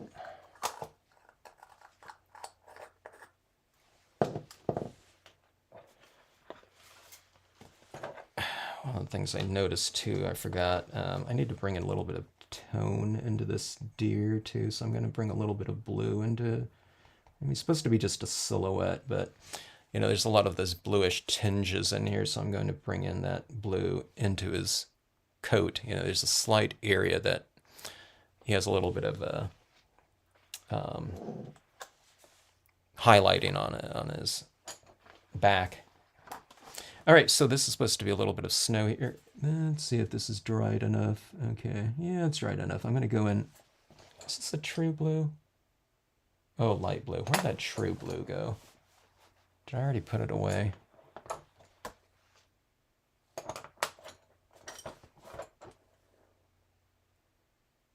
Yeah, true blue. Okay. I'm going to bring some of this true blue up into that and color my little snow areas in here like this. Okay. Even these little bits up here, I can put a little tinge of that up there. Like about like that.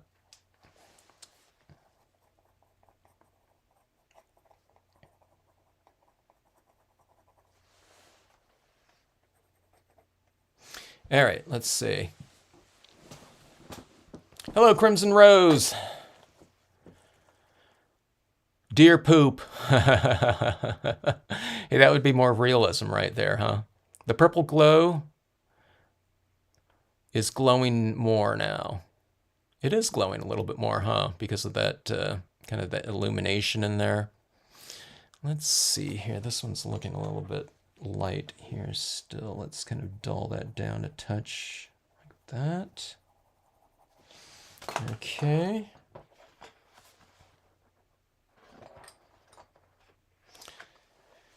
I'm trying to decide if I want anything more on this one or not. Let's see. This is a really, for me, it's about 1:02 a.m. right now. I really wanted to get this one done, though. I liked how it was coming out before I took off earlier tonight. And I really wanted to get into that snow area and to just kind of finish it off a little bit. Or, I don't know. I'm curious. I was curious to see what it would come out looking like in these areas. And I was kind of curious to know how I would address those areas in here. This is a white acrylic paint pen. Okay, let me go with another. I need to de-smudge a little bit more here. Oh, let me re-ink this. Right. Okay, this is Moonlight White. Make sure I'm not doing silver or something like that on here.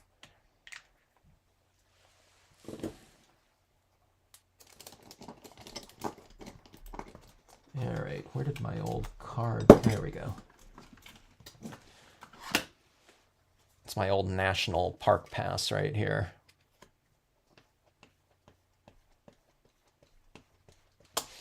Okay, let's see.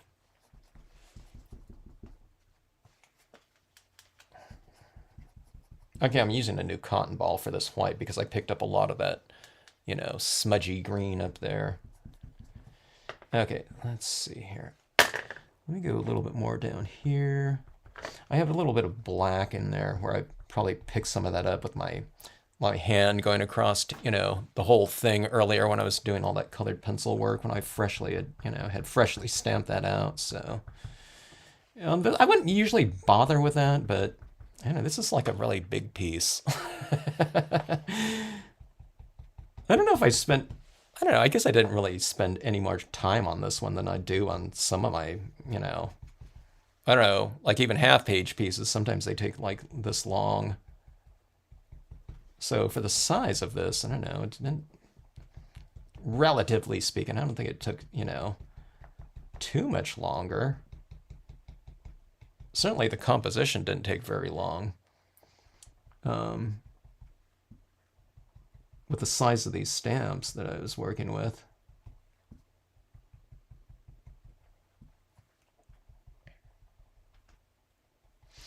All right, let's see, that's down here too again. Because I can't even get working with this. It's like not even keeping the whole thing in frame here. It's like my camera's, well, okay, there we go. I was going to say it can't even go in all frame. I zoomed in a little bit, but okay, so right in here. Okay, can you see this right here? That got a little bit, we lost some of the white in there. When it dried, it became much more transparent. So let's go with a little bit more, I think, for that separation, because I'm not going to go back in here after today and like tweak it, I don't think. This one is going to be done. Um,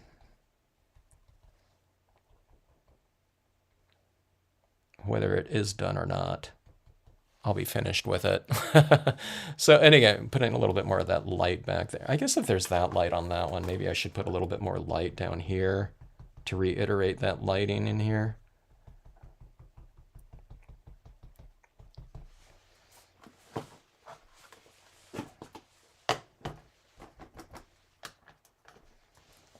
Let's go with this.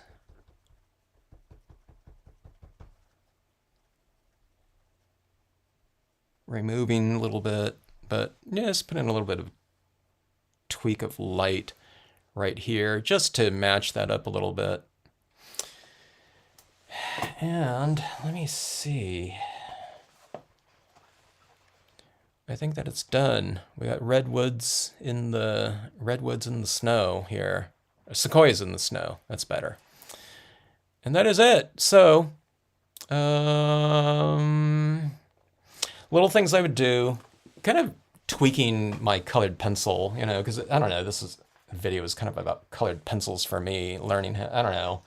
I'm always learning how to use those a little bit better. So if I need to get kind of a deeper saturation of any color that I want on my objects, I need to put them on first and then go on with the other colors. So I wanted to go a little bit darker on the side, although that looks okay. Maybe a little bit darker on the right-hand sides of the trees to really kind of emphasize that lighting, you know, by creating my little bit deeper shadows. And I wanted to go a little bit more of a reddish tinge on these, but I had already applied all the yellows and oranges on there. So I need to apply the blacks and the reddish tinges on here a little bit more, like a rusty color, before I go on with those other colors. So I'm usually always working from light to dark in dye-based inks, but, you know, because we get that kind of super saturation going with colored pencils, you know, where they just won't take any, like he was saying it, you know, it's just, they just won't take any more, you know,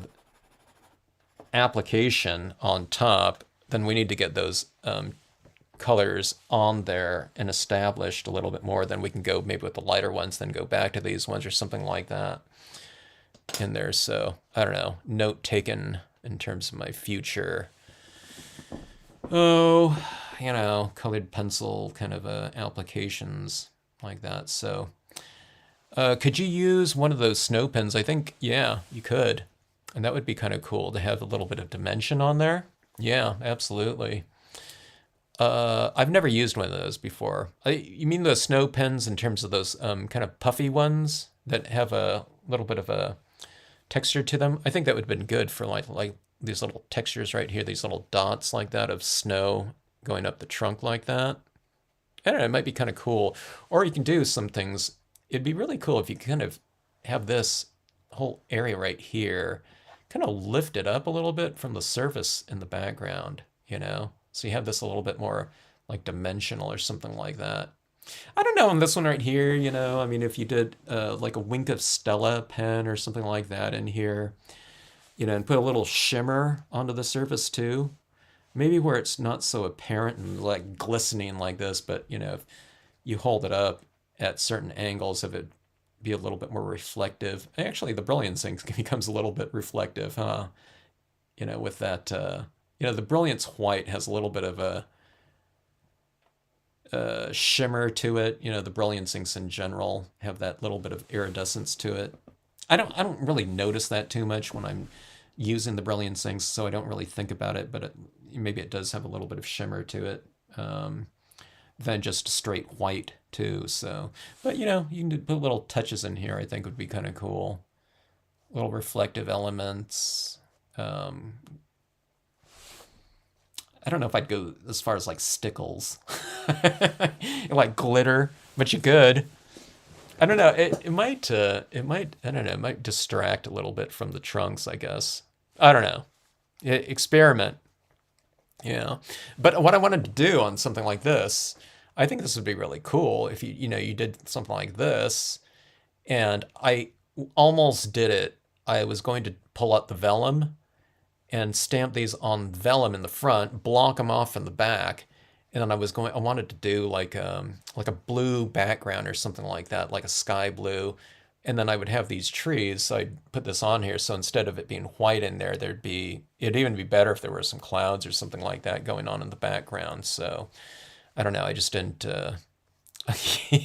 you know, when I got this, it was like big enough. So I didn't want to do that, but I'll have to try that in the future, with these larger formats like that. I don't know.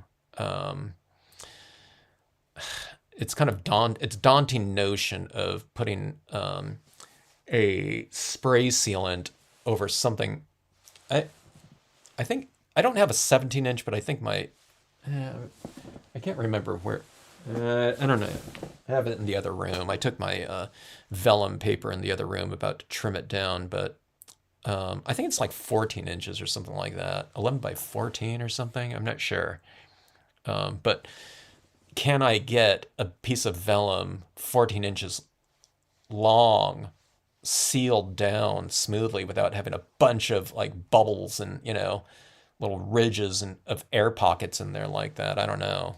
But it would be interesting and be a really super fast way of getting an instant background in there like that. Okay, so in the future too, if I'm going to add white paint in areas like this, I'm not going to go with the hybrids. I'll go with the dye-based ink to really stain the paper, because that Brilliance ink was really kind of smearing it around in there. Unless you want to go for something a little bit, uh, like a color blend in the background. Sometimes having kind of colored textures in the background like that is good, but I'd rather have a little bit more control over it than I do right now because I haven't played around with it. So, yeah. Crimson Rose, you fell asleep waiting for part two. Yeah, we went out and went to the competition and ate dinner, and I said I got to go back. I said, "Good, Sean. Good night. I'm gonna go continue my live stream." They said, "Well, how do you continue a live stream?" Which is true. I just said, "Well, I'm doing part two." All right. So yeah, Linda, very different piece for me doing all that colored pencil work. I probably laid down too much colored pencil down here, but again, I'm not used to doing like so much applications down here and trying to get this richness of tone. So kind of developing my colored pencil techniques in there. But I don't know. I think these larger format pieces like this are kind of fun to do with the larger stamps, and they're super easy to stamp out too. Yeah, I had these other pieces that I was thinking about using in them. Like have this bush here, but then I ended up doing it in the snow, so I'm not gonna have all these leaves on here like this. But I was thinking about, doing like these leaves right here in the. I should do these trunks again, but do this as a spring scene, But I know we have all these other stamps like this. I could put this like in the foreground like this, and have this really large stamp. This is a pretty big stamp right here, It's like the palm of my hand, like that. This is the leaves stamp. So I don't know. Not that doing larger pieces with our traditional size stamps, is hard to do, but there's just a lot more repetition. So these trunks right here are normally, let's see, I don't have it right next to me here. Where'd my trunks go? I don't know. My stuff's like still like packed away, but these trunks right here are normally this size right here. Okay. Just as a reference, that's 4.5-inch blocks, so that's what that tree trunk size is. So just as a little visual reference right there. So quite a bit bigger. So that's why I want to do them as sequoias. If they're big, let's do some scene that represents, them being big. Oh, and what I was thinking about doing too was I was thinking about using these trunks with a smaller size one. Imagine this is a tree trunk in here, and I was going to put the smaller ones out there in the background. So a really dense forest, but with a lot of perspective using the same, tree trunk formations in there. So I don't know, that one's to come. I need to. I wish I need to do another haunted scene. Halloween's long gone now at this point in time, but I want to do this dark forest. With these now that we have these like big, huge trunks in here as well, so I can do a really deep space. Usually, when I'm doing these tree trunks, there's not too much layering going on. That's why I use these pine trees in the background like that. But now I can add in. I can do a really deep space with just these trunks like that without just using the same one over and over again that are the same size. I can have like different scale in there, representing the same type of trunk and not, just some kind of like much larger one in the distance or something like that by utilizing the same size ones, if you know what I mean. See, if I use this one right here, and if I put it up here, it represents that tree, that trunk, that tree being very, far back in the distance. But if it's the same width as this, we would be saying that this trunk back, this tree back in here might be like twice as big as the ones in the foreground because it has the same width. So, you know what I mean? So again, we can play around with those types of things now, with like, potentially much larger versions of them. But I don't know, I didn't have them in larger versions because that would be like a really hard stamp to stamp out. It'd be like the Seaside Cove. I don't want to have a bunch of those, like 10-inch stamps in the line. And plus, those things are so expensive to produce too, and you got to sell them much, higher because of the engraving costs and stuff like that. So, anyway, technicalities here. I think I had fun with this one though. I think it worked out. These worked out pretty good in terms of I don't know, playing around with the format like that. So, yeah. So bye to Gila. She said, by a long time ago, I know. But let's see. Painted the tops of the rocks and trees with the bleed-proof white. The tops of the rocks. Definitely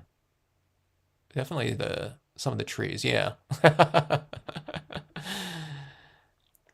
Hello, Angered Pegasus.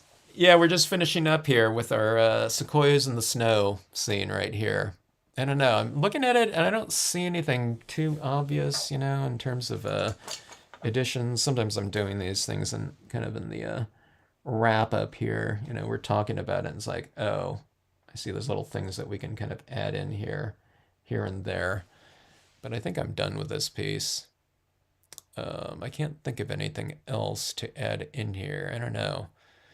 If we're doing a really snowy scene, you can splatter paint it or something like that. But yeah, I don't think so. I don't think I'm going to do that. Oh, I guess on here too, I didn't think about it, but I do have those different color paint pens, like something like this. We'd be able to get a little bit of extra texturing if we want to in here. The white stands out, a decent amount, but there's colors like these that are a little bit more in tune with this. The white represents snow on there. There's little white highlights like that. But if we wanted to add a little bit of extra texture, maybe something like this would be kind of interesting. I don't know. Yeah. Hello, Panic Coffee. Is it late there for you guys? What time is it for you? You can go with the vellum in 12 by 12 size. Yeah, that'd be interesting. Yeah, like I said, I'm just not quite sure I can adhere that size. I mean, I was having a little bit of difficulty. I think it was with the half-page ones, the 8.5 by 5.5. But maybe that was only when I did it double layered too. Tree trunks are larger, yeah. Panic Coffee, they're Art Foamies, okay?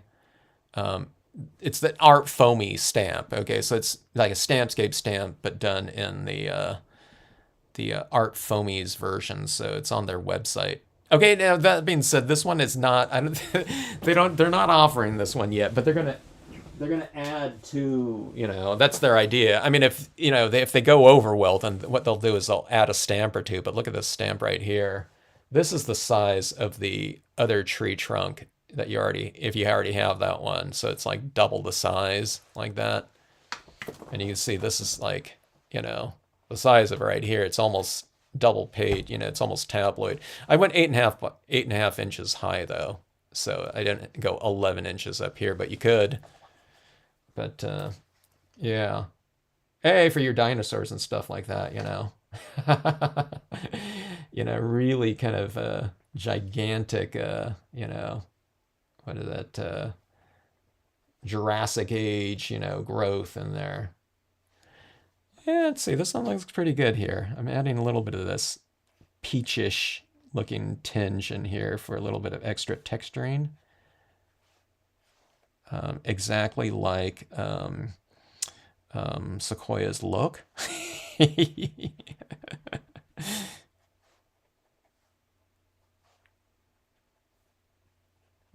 Here, I actually like a little bit of extra little tiny detail. I'm not going to put this over everything.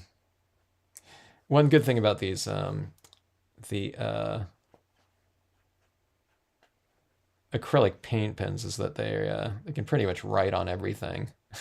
It was funny, you know how they go into kind of a chart of the different types of things that you can utilize certain types of media on. It'll say like glass, and you know, and there's an icon for I don't know paper or something like that.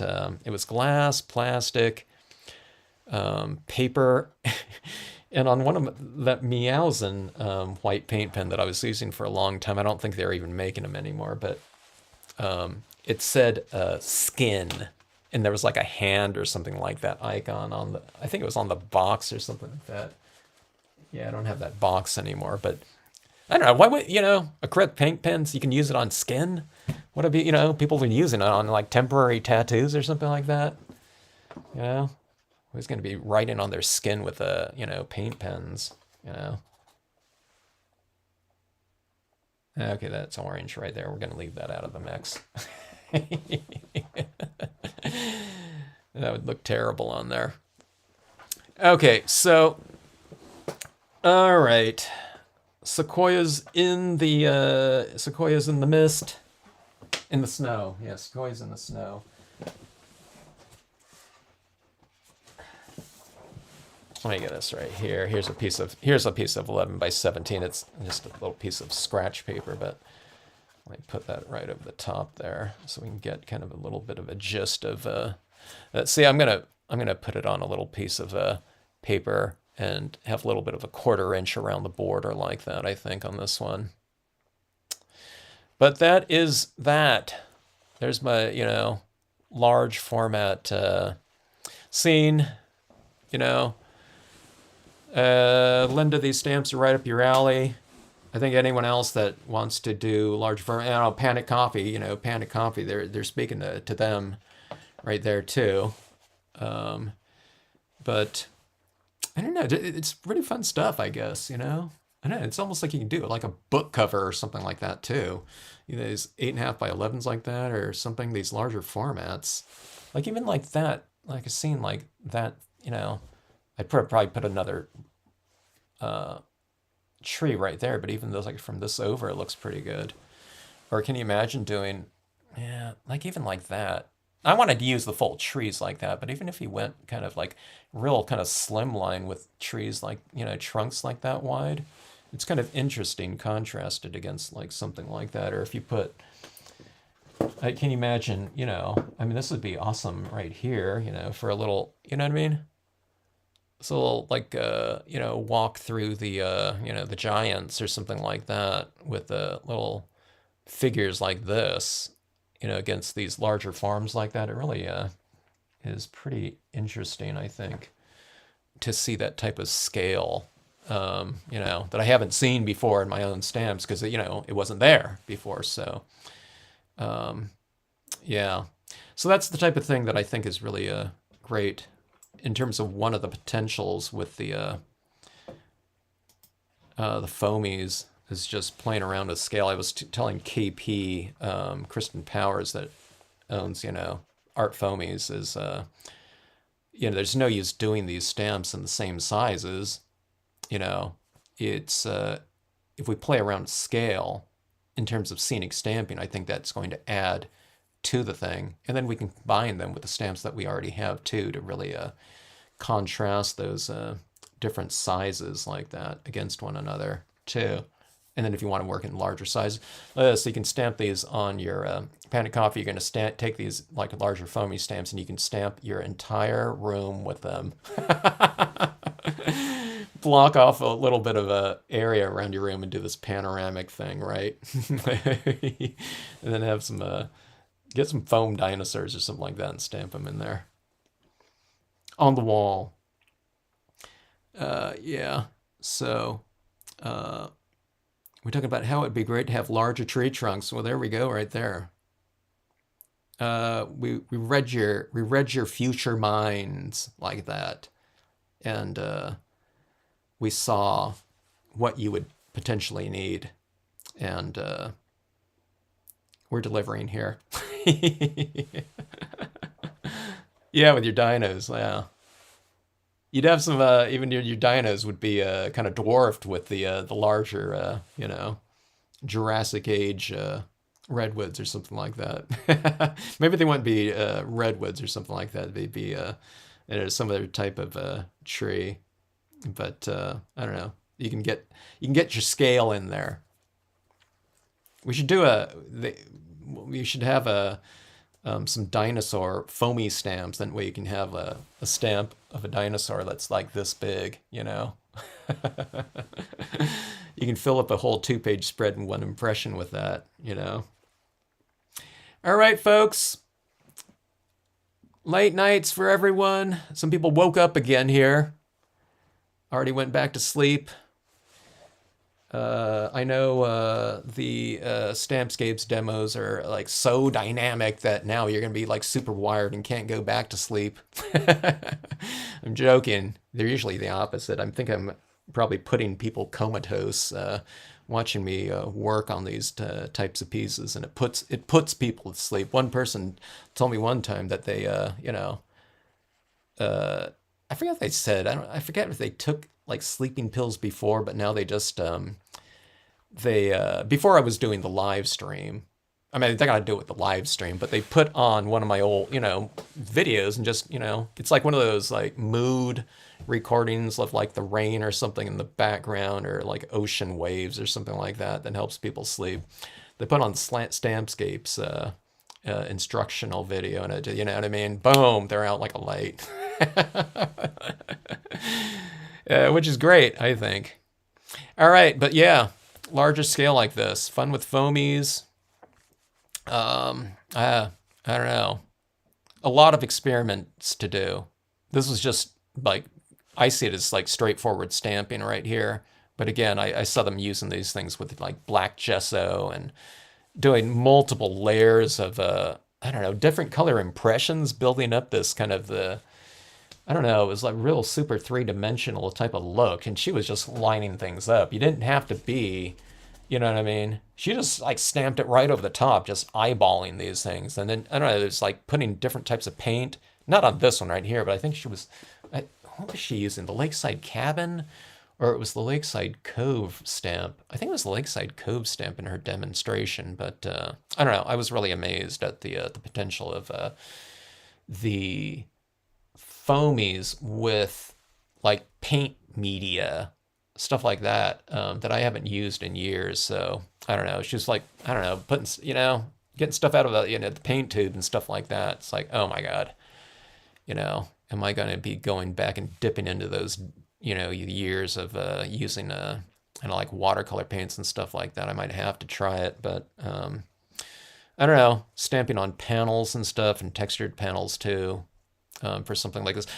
So someone was saying, okay, if they did something like this, they would frame it, And I was saying, I don't really do that. But if I stamp this piece like this on like a prepared panel or something like that, I don't know, who knows? I mean, maybe something like that would go up.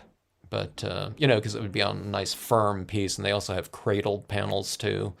So something like that might be kind of interesting to I don't know, kind of investigate. I just don't think that way, being, more of a card maker. So, I don't know. I think we can go into these. Oh, so some people, they sell their pieces too. So something like this might be kind of a interesting option for them. Most people are card makers, but I know some people doing scenic stamping. I have this one customer in Florida that's doing some pieces, and some people asked him, hey, we like that card in, the quarter page, but can you do it larger? So she did it on 8.5 by 11.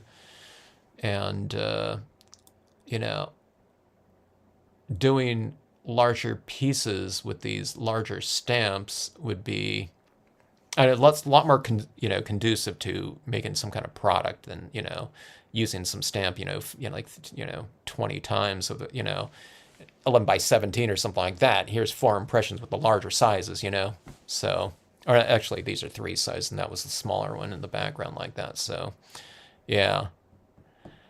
Anyway, all right, everyone. Thanks so much for joining in here and checking out the live stream, I guess.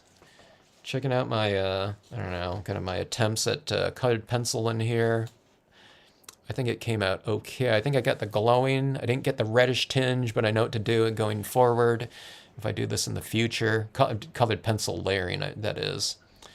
I don't know. I gotta try some other things too with these foamies here. So stay tuned.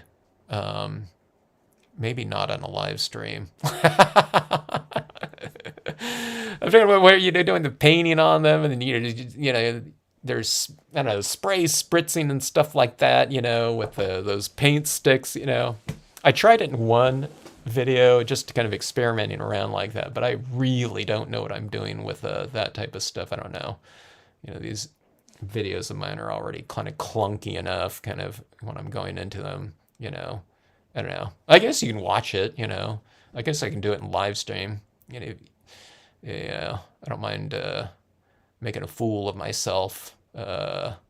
Anyway, which would be most likely to happen in a live stream of that sort. Where I'm dipping into like watercolor paints again. I haven't squeezed paint out of a tube like in 30 years. So, yeah. But we can do that now with foamies. Fun with foamies, might as well try some different paints and stuff like that on them and see what we can come up with. I love the look of that type of thing, like on watercolor papers and things like that. I just don't do that myself. So with rubber stamps, but now that, we have something like this, might have to give it a try. So, yeah.